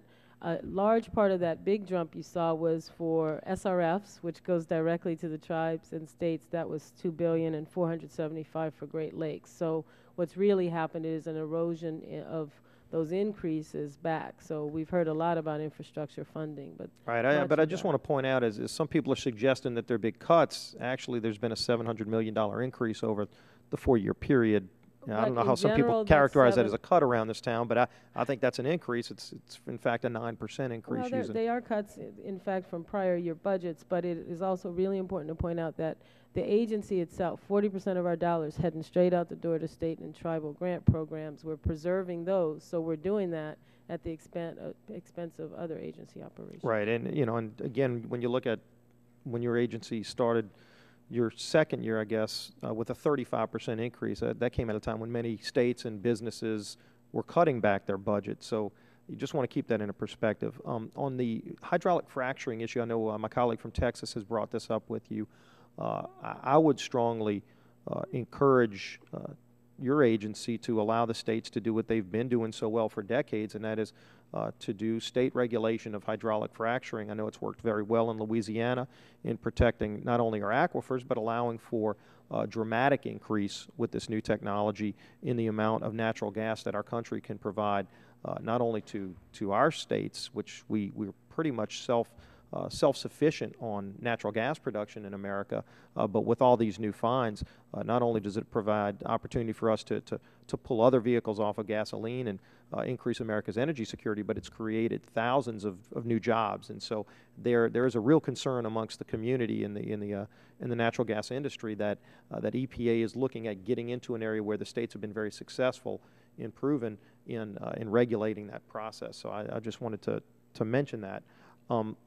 On a local issue, I know you've worked with Nucor, which has built a plant in South Louisiana. They are currently pending a permit from the EPA, and that one permit alone would equate to about 700 plus jobs. And I wanted to know if you can give me a status of that permit. Do you have any kind of timeline of when that permit could be approved? Because about 750 jobs are waiting on. I believe we've approved the permit, and then it was there was litigation that was filed. I believe that's correct, Mr. Scalise, but I'll check on that. I seem to recall that we actually issued the greenhouse gas permit for Nucor sometime last year. I think there was one permit, but there's another permit that they're waiting on right now. Okay. It's my understanding. And all again, right, I will check on that. All right, but I think there may be another one that they're waiting on right now that would be a second part of their expansion, which that alone would be over 700 jobs. So if you could give me a timeline of what the likelihood of approval of that would be. And I know my time's running short, so finally, on refineries, are you planning on regulating greenhouse gases at refineries? There are no current rules under development on that issue. We have said in the past, as part of our overall greenhouse gas strategy, that the first big source is utilities. Refineries are next, but we are not at this point. As refineries are next, if you could just keep in mind, a Small Business Administration recently did a study that showed that the average cost per family of regulations as a whole comes out to about $15,000 a year per family for the cost of regulations. And this isn't just your agency, but when I talk to small businesses, many of them cite EPA as the worst offender, in essence, of this $15,000 per family cost. So if you could keep that in mind as you're looking at these additional regulations, I would appreciate it. And thanks for coming, and I yield back the balance of my time. Gentleman's time has expired. Mr. Gardner of Colorado, you recognize 5 minutes. Thank you, Mr. Chairman, and thank you as well, Administrator Jackson, for your time and patience to be with us today. I appreciate that. And a question for you regarding regional haze, and I'm sure you've heard this before from others either on this committee or other committees. Since the Clean Air Act authorizes each state to draft its own state-specific plan, a SIP, to address regional haze, do you foresee the EPA approving Colorado's SIP, given that it has cross-spectrum support from electric utilities to environmental groups, has been endorsed by Governor Hickenlooper, Democratic governor, has been approved by the split control Colorado legislature, the Speaker of the House, split control, and has the support in a letter that we sent to the EPA of our 2 Democratic senators, our 3 Democratic House members, and 4 Republican House members? I can't speak yes or no, but I will say this. I'm aware that Colorado's done amazing work on looking at some of its haze issues, and I believe there's some issues on dates for certain units to put on controls versus shut down that I think the region is working very closely with the state on that. And I think right now the deadline is March 8th, I believe, is the deadline. Do you know if that's going to be hit or miss at this point? I don't have it in my notes, sir, but I would be happy to get back to you on that. Thank you. And has the EPA used health standards to reject the SIPs of New Mexico and North Dakota?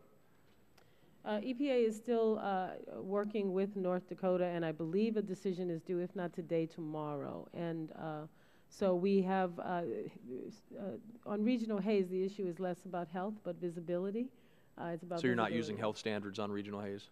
I'm not aware that we are, but I can certainly check. On North Dakota, I'm more familiar because I've been dealing with that issue very recently with the delegation. And thank you. And are you familiar with kinesthetic dance movements? Kinesthetic dance movements. I know what the words may mean, but not I've never done them. Kinesthetic learning? Excuse me? Kinesthetic learning. Are you familiar with kinesthetic learning? No, sir, but I'm not a teacher.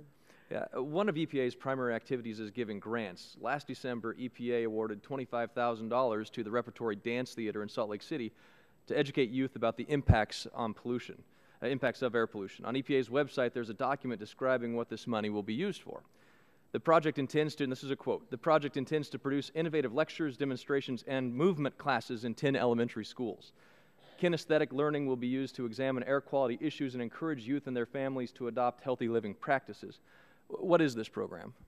You know, I've read about it, and we are reviewing. It's an environmental justice grant program in Utah, as you mentioned. It's with a very well-respected group, a repertory group that uses dance to educate. Apparently, they have a long history of doing this and are quite well-respected. But we are reviewing it at the request of, I think, one of the members. Why is the EPA giving $25,000 to a dance company?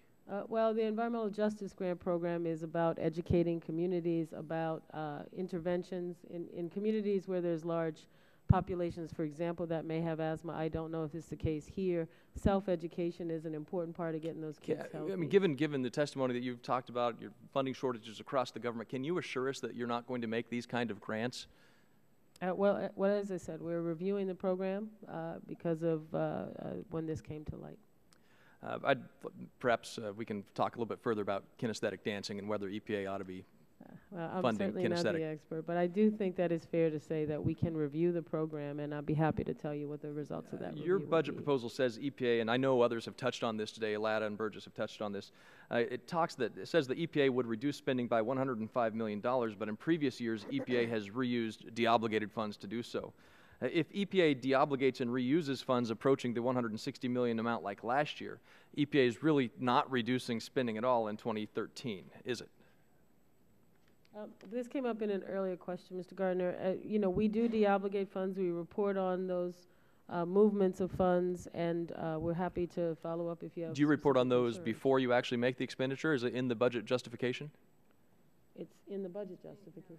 It's in the financial statements, excuse me, sir. So, but not in terms of, I believe GAO actually said that EPA, the Congress may want EPA to submit information on recertifications in its budget justification documents. You're not doing this in budget. We're doing it as part of our regular financial reporting. So you're telling us that you spend it after you spend it? I don't know whether it's after or before. I believe what we do is as we. Well, would you agree as a matter of principle that we ought to know if you're reobligating funds that we know before you do that? Well, in general, I think we've worked very well with Congress over years to ensure that we're spending the money as Congress intends. And so you agree that it's helpful for Congress to know about this use of funds in its justifications? Sir, I'm telling you that we deobligate money from time to time. I would bet all offices do, and when we do, we report it. We're not trying to hide it. But we would appreciate getting that beforehand. Do you believe that this actually, deobligating these funds and reusing them actually decreases the need for new budget authority in the relevant accounts? No, not necessarily, sir. Do you think this money ought to be returned to the taxpayer if it's deobligated? It depends on the issue, sir. I mean, we are living within the budget and obligations that we have, but it depends on the issue. Gentleman's time has expired. Thank you. Mr. Chairman, I want to just invite my friend to join me in doing the kinesthetic cha-cha. When and where? We got a kinesthetic club in Chicago. Oh, okay. Ms. Jackson, thanks very much for being with us today. Before I let you go, I want to just ask one additional question. Under the Renewable Fuel Standard Law, EPA is required to publish the required volume obligations for certain fuel categories. And the proposed volume of biomass-based diesel specified in the June 2011 proposed rule omitted from the final rule published in December. So what was there in June for the volume for diesel biomass was not in the final report in December. And I was just curious, is that an oversight or was there some other explanation for that? Sir, I know I don't have a fact sheet on that. Can we get you an answer to your question after the hearing? Yeah, I would appreciate that very much if we could get that answer. Thank you again for being with us. We appreciate you and Ms. Bennett taking the time to be here. And with that, the hearing is adjourned and the record will remain open for 10 days for any additional materials to be submitted. Thank you.